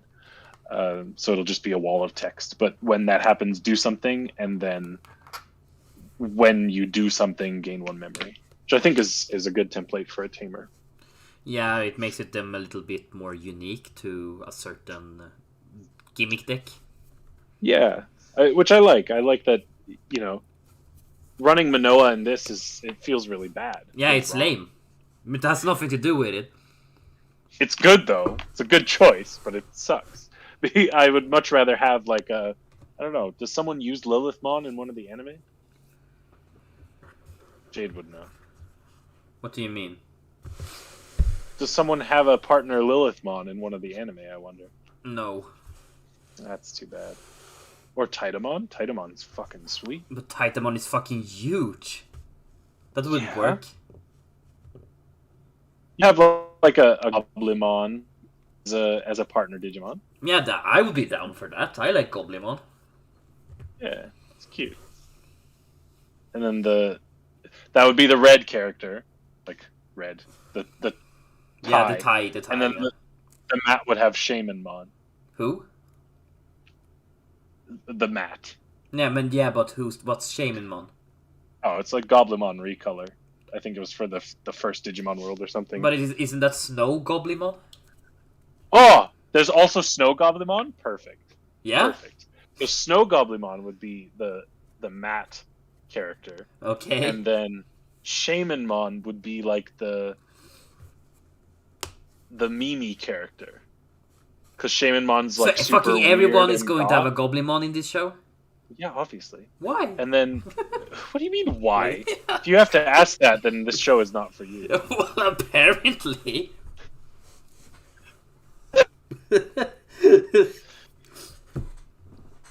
Yeah, what happens then? Well, I've now realized that what I really want is anti-Digimon, where every character has a partner that's like the black repaint of the existing character. So I can't tell if you're frozen or if your arm. No, I'm listening. Okay. The Mimi would have Arauramon, like the two-cost green guy, and it would be like really stinky, and Mimi would be a goth. And then that's cool though. yeah, and then instead of Tentomon, Izzy would have Kokuamon, and he's like a super duper hacker boy, but like an evil hacker. You Yeah, can't make. and You TK would can't have make Tsukimon. on Joe is now his own character, and he has to fight against a team of mirror universe other tamers from his series. Please start opening packs. I cannot keep this going for like What the fuck are you even much talking longer. about anymore? Oh, just get the Crimson Vow shit out, man. It's time. There we go. Oh yeah, Theros. Let's do it. I have no clue what the fuck this even is, a blue theme box, but let's just open it. So blue in Theros, I've played this set in limited quite a bit because I love it. It's a very well designed limited set. This is all about escaping the underworld. It's Greek mythology themed. So a lot of the cards have escape costs, which allow you to... Escape? Okay. Yeah, they allows you to play something from the graveyard if you do something else. Ah! Why is it designed like this? They're like at the bottom and I have to rip it open? Weird. Why? These were super cheap though. Like 35 Swedish crowns. Oh, nice. That's good. I mean, it'll give you a stack of blue cards. It might mostly be limited stuff, like stuff designed for drafts, but it's still, it's decent. One with the stars. Let me zoom in here. Oh, yeah. Let me see. Maybe throw a light on as well. Yeah, that's better. You like that? That's much better. Ah! So the concept of Theros is that it's very much a Greek mythology world, but their underworld is essentially a realm of constellations, space. So one with the stars would be joining that realm in some way. Let's see here. You become part of the night. What did you say? You become part of the night sky, which I think is really beautiful. One with the stars. Stinging lionfish? It's a fish? Okay. Altar of the Pantheon? Yeah, so that is a really cool card. It's a mana rock, and it also increases your devotion, which was a huge mechanic in Theros both times we went there. Okay. Whirlwind Denial. This is an excellent card. It is? So I'm getting good Yeah. rolls? It's been printed a few times. This card is cool as well. He creates a mirror version of himself. Okay. He's very much a Narcissus analog from Greek myth. Oh, this sounds really weird. Doesn't untap during your untap step if you control a reflection. Well, so you have to destroy the reflection to make him untap or something. But how is that good? It's not necessarily good in like a really obvious power level way, but the way that it works is that you have something that's more aggressive, and if it gets killed, you now can access something that's more defensive. There's also a couple of other ways to untap him within the set. Okay, sounds interesting. Merfolk Wizard. That sounds pretty cool. Eidolon of Philosophy. Excellent card. That activated ability to sack and draw 3 cards comes in handy quite a bit, especially on he has a slightly bigger butt. Like wait, what? A slightly bigger butt. He has more toughness than power. He's a 1/2. Yeah, okay. A slightly bigger butt. I am very confused. Shimmerwing Chimera. So this is random. I'm still asking that. This isn't like... This isn't guaranteed pulls. No, this is basically randomly chosen from the blue cards in the set. Okay. And it's a huge set or something. Yeah, I mean, it'll tell you at the bottom, but it's probably 273 cards. 54? Omen of the Sea. So this set was all about enchantments in various ways, and Omen of the Sea is a way to turn on your constellation effects, which we passed through a couple already. Constellation is whenever you play an enchantment, do something. Okay. Legendary enchantment creature, demigod. Mm-hmm. Jesus. There's there's a lot of magic lore I don't know about. Yeah, unfortunately, the makers of the game don't pay much attention to the lore, but it is quite good at times. This card, as you can see, says its power is equal to your devotion to blue. Basically, whatever you have in play, count the mana symbols that are water droplets, and that's its power. So it comes into battle as a 2/3 for 3, but if you had any of the other things that you've seen so far on the battlefield, it would get more power. So it can be super powerful.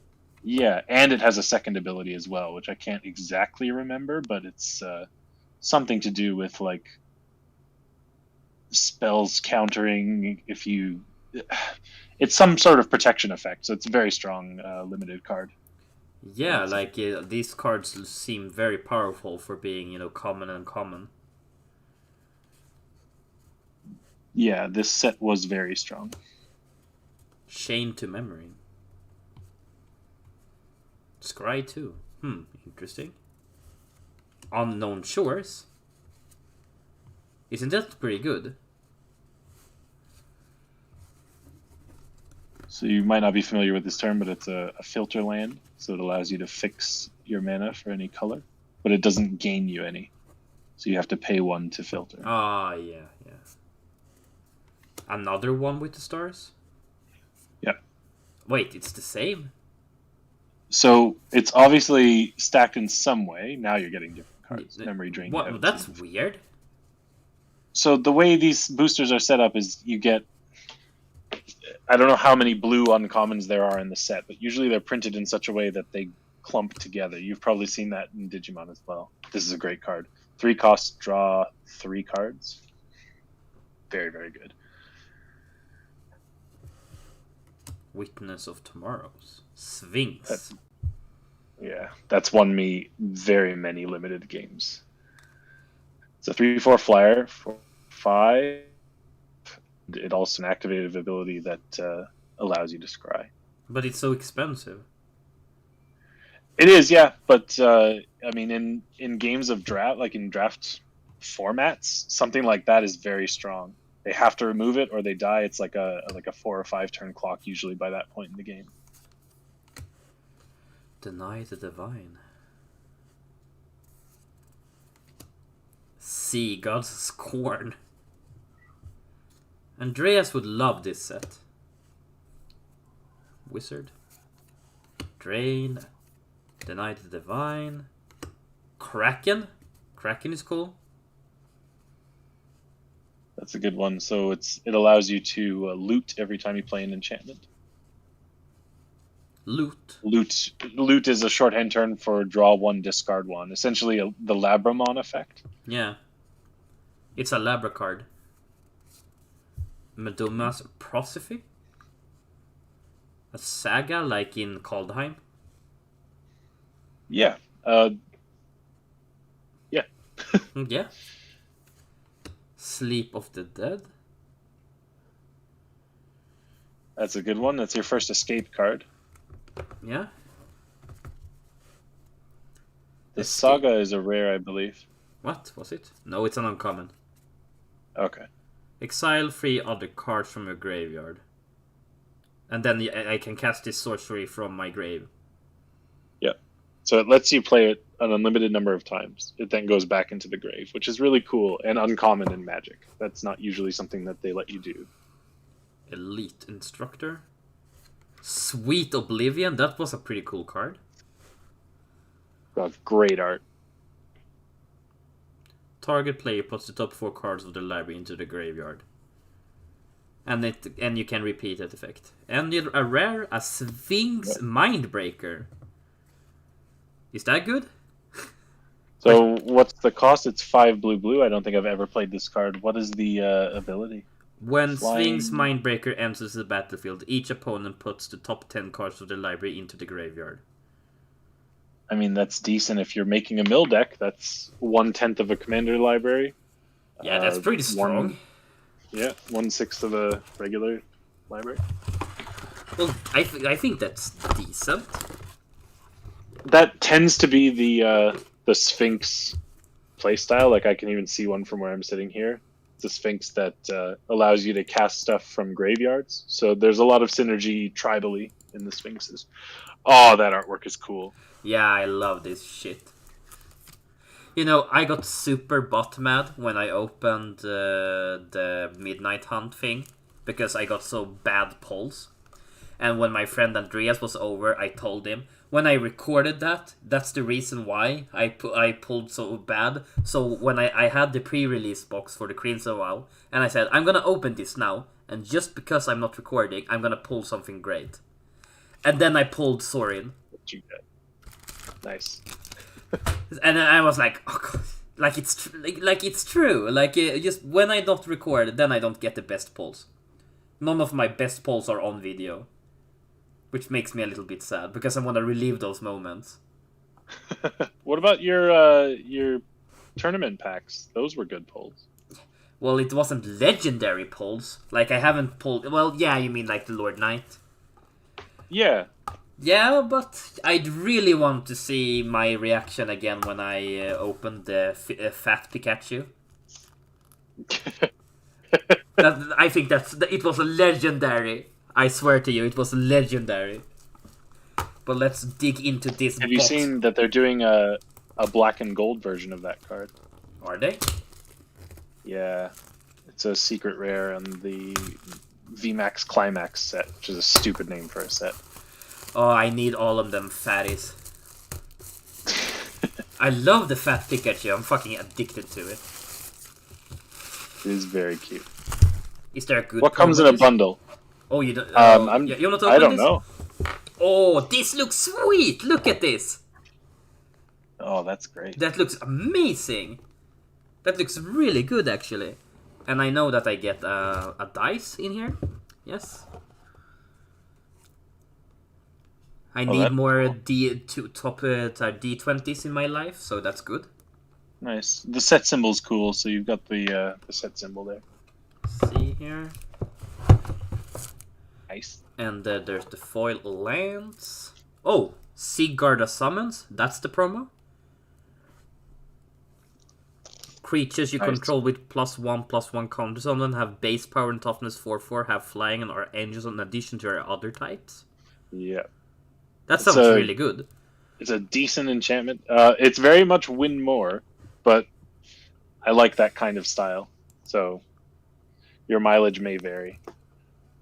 I was saying just before you came back that I don't actually know much about this set. Like my experience with the spoilers was just exhaustion is how I would describe it, because there were just so many cards flying every single day, like being spoiled, and we just got off another set, so it was like I don't even know what's in this set, to be honest. So this will be the first time you see these cards? Yeah, I haven't drafted it, and I haven't opened any in real life either. Yeah, well, let's hope I know one card in this set, 100%, and it's the one I want from it, and it's the Necro Duality, if you've heard about that. What does it do? It does, every time you play a zombie, you double it. Oh, cool. So you get, you just copy it every single time, and if I get that in foil, I will shit myself, because it's the only thing I want. But otherwise, I don't really know. I know the Sorin, and I actually pulled it from the pre-release box. It's like 80 Swedish crowns.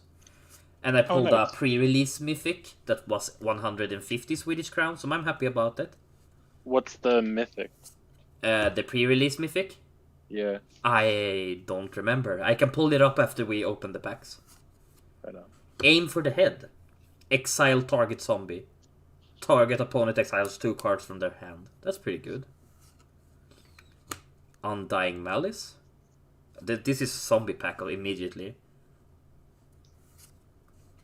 Rot Tide. Since they're set boosters, yeah, you can get alternate art stuff, right? Yeah.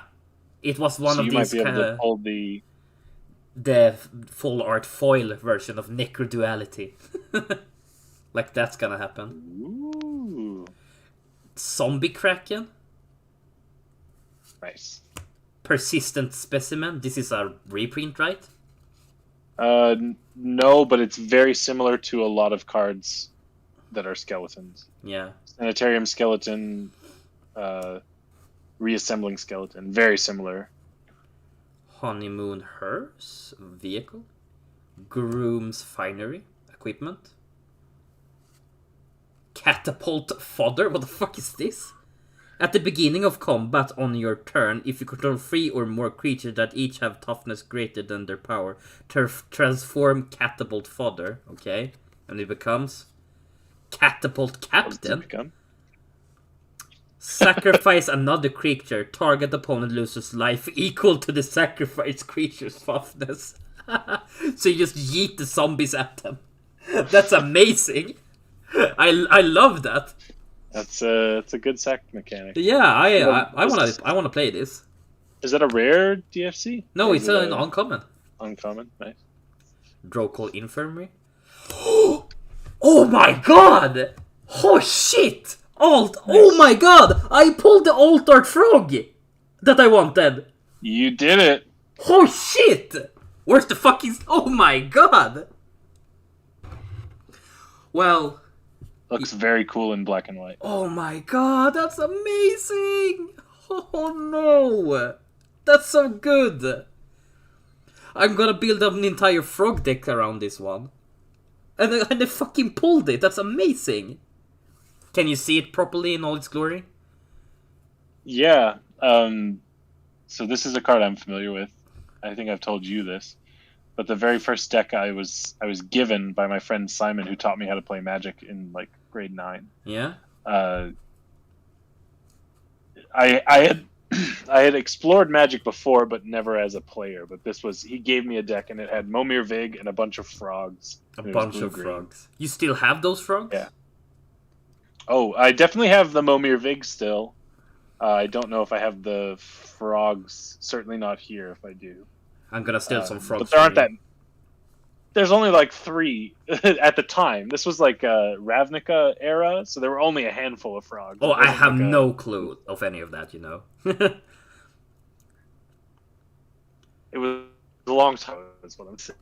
How long? 2008. Yeah, that was a long time ago. Mm-hmm. But yeah, that's a good pull. Earlier than that. Yeah, that's great. Nice. I love the fact that it says whenever a permanent card is put into your graveyard from your library, exile it with a croak counter on it. I love that. Let's see what's behind this one. Oh, another rare? It's a 2 rare pack. Dorfa, Vengeful Victim, and Skulking Killer Foil. Nice. Did it come with a basic land? I didn't see. Yeah, it came over here. A mountain. Oh, nice. But yeah, keep an eye out for foil ones, because the foil basics that look like that are unbelievable. They look so good. Yeah, I can see that. I have one somewhere around here. I saw it earlier. No.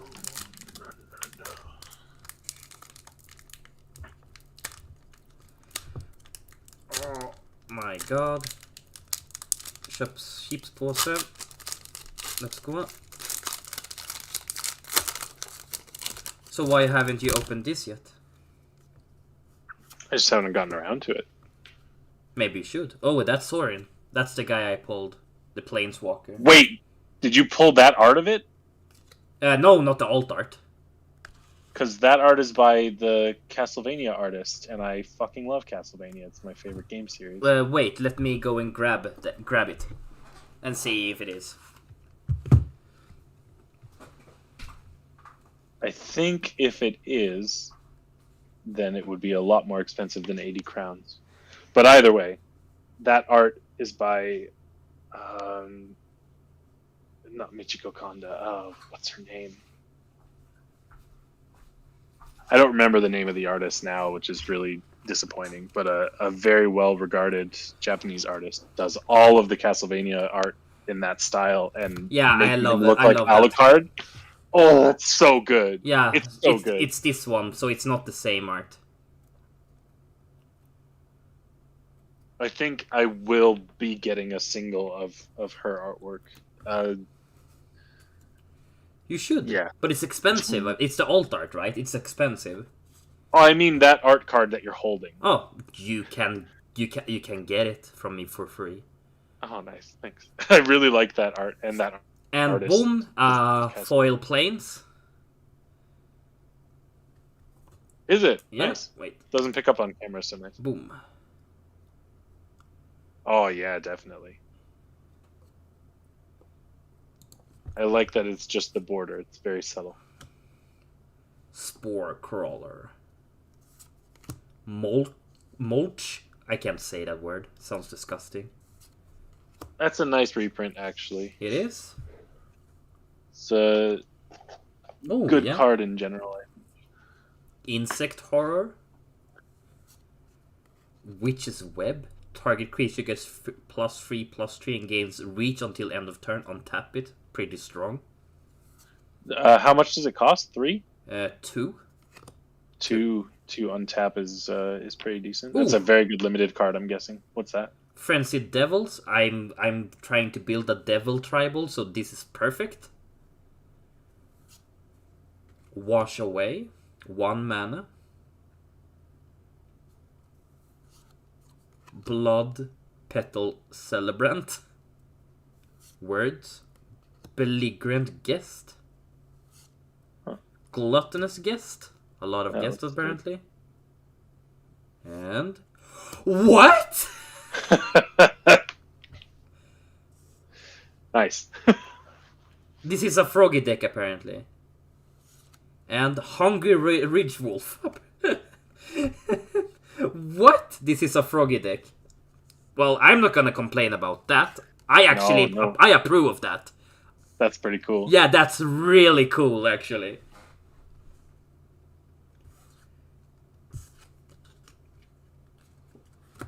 I'm gonna build myself the greatest frog tribal of all time and then lose every game against you. Oh, well. Say that. Or against You Patrick, I building guess. 60 card deck. Oh yeah, Patrick. He killed me. He Yeah, didn't he did. realize that was the rule that it would kill me what he was doing. But that's why I was focusing on trying to get more mana in that game. I was worried about dying, and then he like quadruple doubled his counters and killed me. From nowhere. Yep. I have a question though. Are you interested in playing like 60 card, like sort of kitchen table style? What do you mean, kitchen table style? As opposed to Commander, where you can only have one of certain things. Yeah, you mean you mean normal games, right? Yeah. These arts are really nice. Yeah. Because if that's something you want to do, I'm very excited for that. Yeah, well, we can do whatever. It's fine. Daybreak Combatants. Into the Night. Lantern of the Lost. Panicked Bystander. Innocent Traveler. Celebrant again. Wedding Security. Blood Vial Purveyor. I can't say that. Purveyor, yeah. Purveyor. And a zombie bear? Diagraph Scavenger. There's a zombie bears now? When Diagraph Scavenger enters the battlefield, exile up to 1 target card from a graveyard. If a creature card was exiled, each opponent loses 2 life and you gain 2 life. That's pretty good. Nice. And it has Death Touch. Nice. Zombie foil. Do good. Gonna add that. What was to the deck. rare in that pack? I missed it. Oh, it was the Purveyor. Vampire of some kind. Yeah. Can't you see? Is the quality bad? Oh, it's not that the quality's bad. It's just that my computer's far enough away that I can't see it super well. Do you want even more zoom in? No, you're fine. You're fine. As long as the viewers can see it. Oh, it's blood tokens. Okay. That was the other thing that I noticed about this set, is that the whole blood token mechanic doesn't strike me as super interesting. Yeah, I'm more into the it- zombies than the Yeah, vampires. I could be completely wrong when it comes to limited, and it turns out to be a really good draft set. I think it will, but my initial response to the blood tokens was like, there's not enough support for this to be really interesting. Well, I think all of the if you've seen the alt art cards of the vampires, they are super cool. They are so one of the most beautiful cards I've ever seen. The list. This is gonna be the list.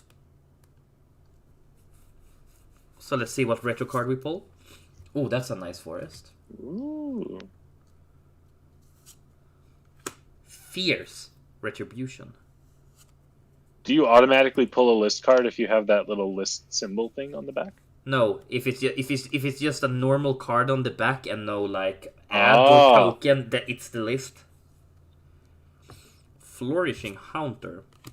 Unhallowed Phalanx. 13 for toughness zombie. Ooh, interesting. Whispering Wizard. Witness the Future. Do you want me to read the cards for you, or are you fine that I'm just going? Yeah, plow through. First. No, I can't say it. First of Discovery. Falkenrath Celebrants. Voldaren Epicure. I can't say any of these names. Ooh, Voldaren Estate. That's a rare land. A story Nice. spotlight. Pay 1 life, add 1 mana of any color, spend this mana only to cast a vampire spell. Oh, dang. Create a blood token. This ability costs 1 less for each vampire you control. Pretty nice. What's the cost on the ability? 5 and tap. Ugh. Don't know if that's too good. What's your list card? Oh, Serpentine Ambush. Oh. Oh, it was one of these. that's too good. What is this? Until end of turn, target creature becomes a blue serpent with a base power and toughness of 5/5. That's neat. Isn't that really good, actually? Yeah. A good offensive and defensive spell. Yeah, it's 2. It's It's a 2-cost mana, so like it's super cheap.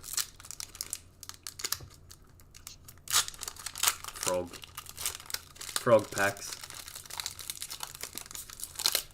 Well, now I'm not gonna trust this one. Just flip it over right now, see. No, I can't. The excitement. Oh, that's nice. Different forest arts. Toxic Scorpion. Massive Might. A huge snail. Honored Heirloom. Bramble Armor.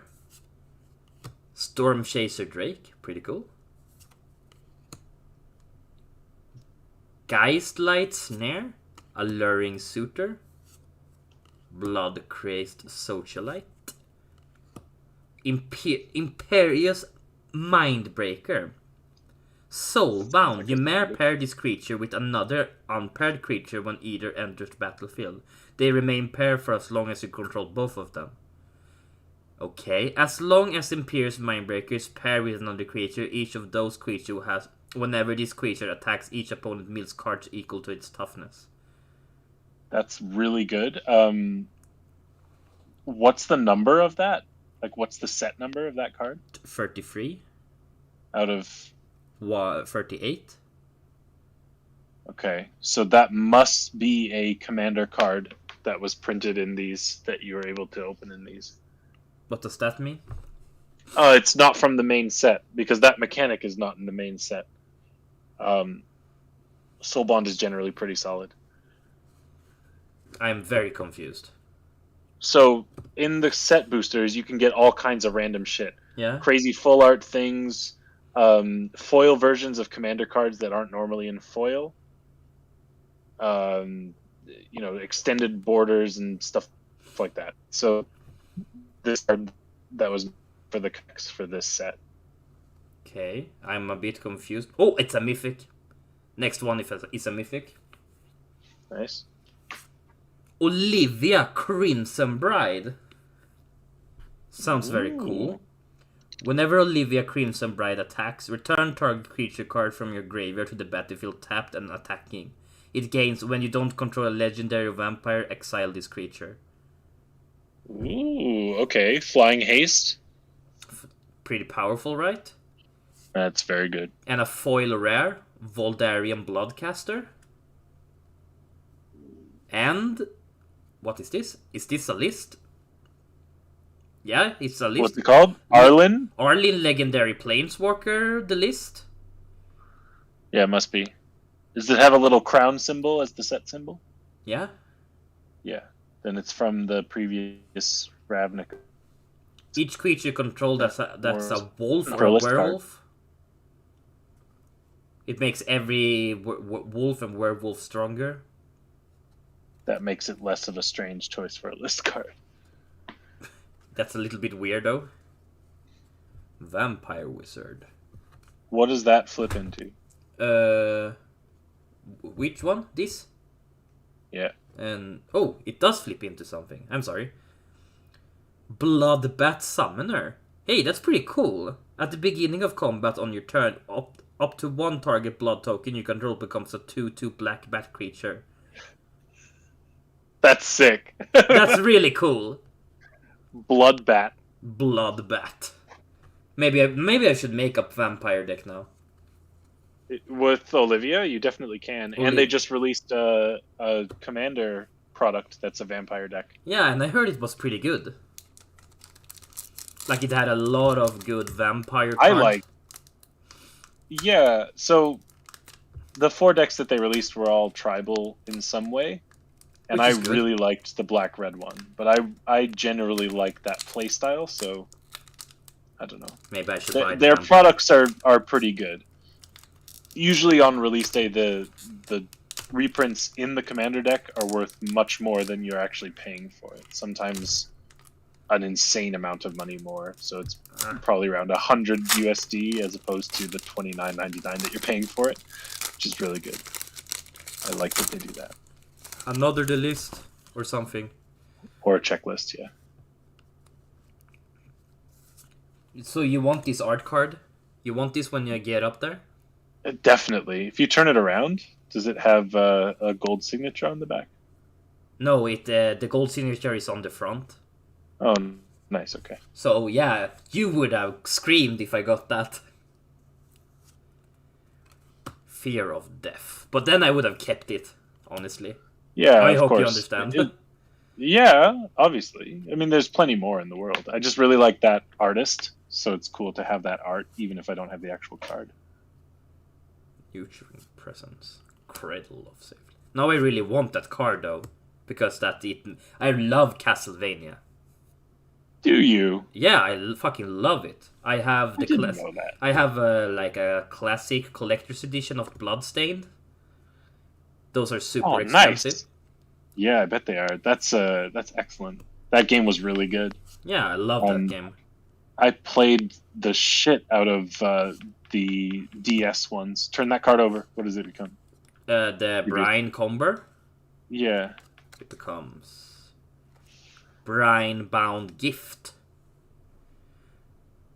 Whenever Brian Bound Gift enters the battlefield, the enchanted creature becomes the target of an arrow spell. Create a 1/1 white spirit creature token with flying. Nice. So that seems like it could multiply your board presence pretty effectively. There's a lot of spirit cards in the sets as well, and I approve of that because I really like them. Yeah. Innistrad seems to be allied color pairs and tribal. White, blue, spirits, blue, black, zombies, etc. Draw 3 cards. Your maximum hand size is reduced by 3 for the rest of the game.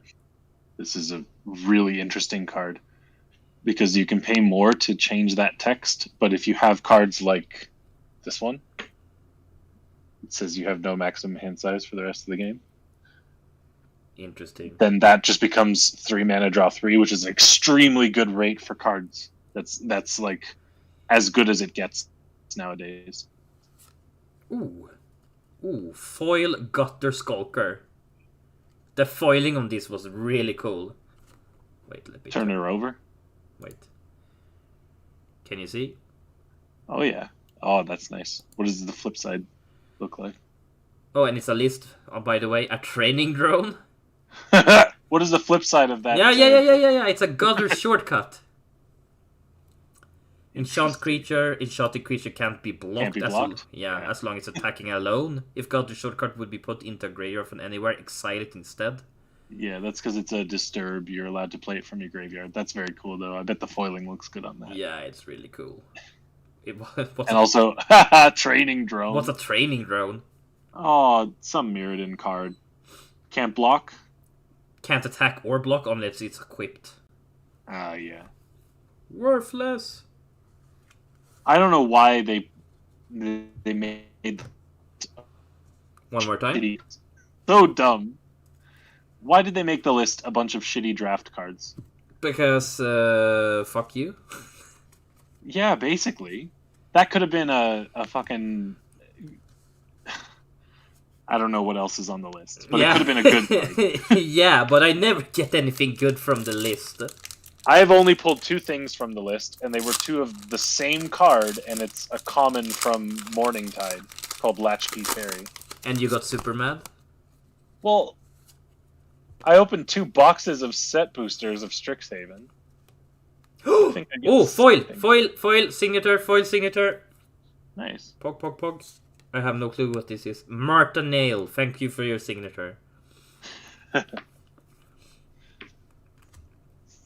Mountain. Snarling Wolf. Sir Strike. Wolf Strike, it's a wolf. Oh, Spordok Wolf. Vampire's Vengeance. Dread Fugue. Fugue. God, sorry. Restless Bloodseeker. Hookhand Mariner. Skulking Killer. That looks weird. Runo Stormkirk. Vampire Cleric. You're getting so many legends. This guy's really cool, by the way. Is he? Yeah, he turns into a Kraken. Oh yeah, I've heard about him. Oh god, it's a foil mythic. The next card is a foil mythic. Oh, okay, yeah. Let's see what you got. Hollowed Hunting? I have no clue what that is. If that's good or not. Let's hear it. Foiled mythic in a fucking set pack. That's really good though.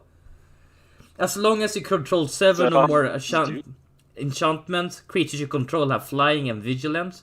Whenever you cast an enchantment spell, create a white spirit cleric creature token with this creature's power and the toughness are equal to the number of spirits you control. Fuck, that sounds really good. That's a good pack. And there's the Kraken. Krophos, Lord of the Deep. Kraken Horror. That's super cool. So that card has been hinted at, or that character has been featured on cards in the flavor text for many years now. Yeah, but this is the first time they've actually made him. Exactly. And he seems to be pretty cool. He's like some sort of priest that disappeared into the ocean and obviously became an elder god, which is kind of nice. Jeez, I'm very sad. This is the last pack now, by the way, but I'm very satisfied with him. You've done well so far. So far, there's not much left yet. No Necro Duality today, though. It's a mythic, so I don't think there's a chance. Well, you want it foil, right? So there's always a chance. There's always a chance. Some random dude. Michiko Kurame, I think, is the name of the artist. Of who? Of the Alucard-looking Sorin. Ajima Kojima? Alright, I was completely wrong. No problem. Still Clad Spirit. Wonderlight Spirit. Sanctify. Must be a spirit pack. Valorant's Stance. Rending Flame. Looks pretty cool. Wandering Mind. Creature Horror. That's cool.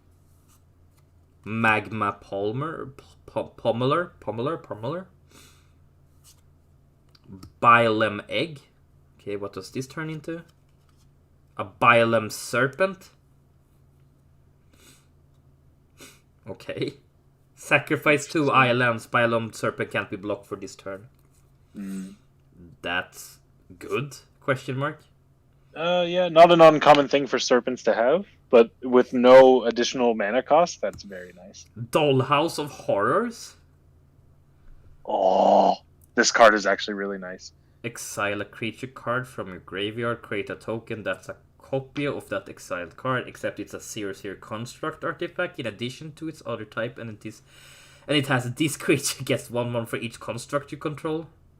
It's very cool. So it has all the abilities of whatever you reanimate. I want it for my mono red. Oh, you want this card? Yeah, which is I probably not expensive. I'll get a safe spell. The mono red deck, or I used to. That was all artifact creature based. You want to trade this?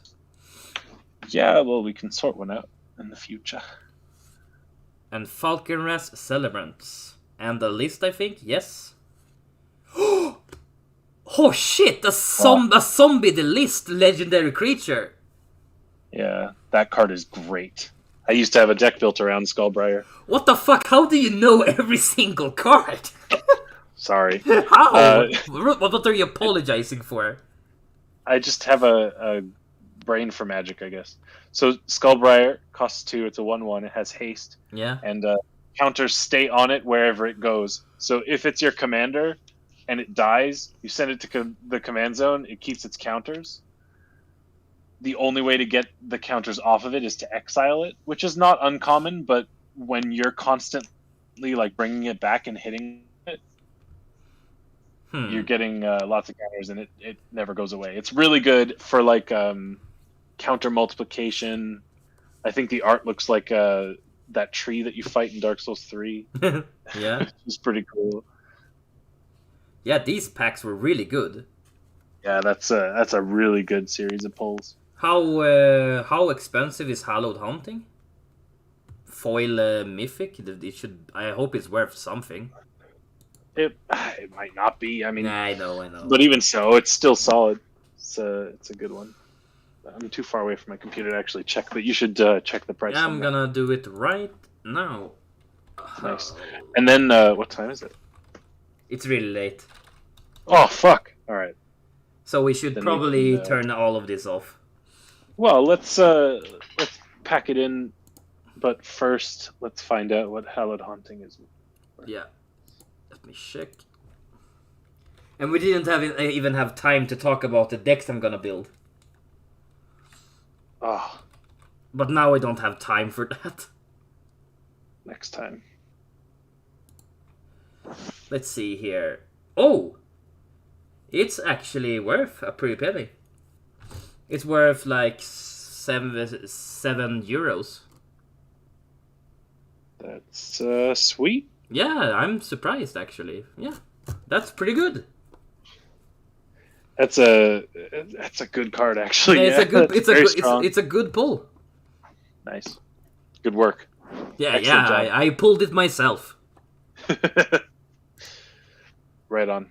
Well, on the next episode, we will play some weird casual shit and have lots of fun, and also talk about the decks you're going to build. Maybe, if we have time. Musician or faction. Yeah, we're just signing off, I guess. Oh, I'm really tired. I need to go to sleep. Yeah, me too. Have a good night, Heike. It was nice chatting with you. Yeah, have a good one, my dude. Later. Later.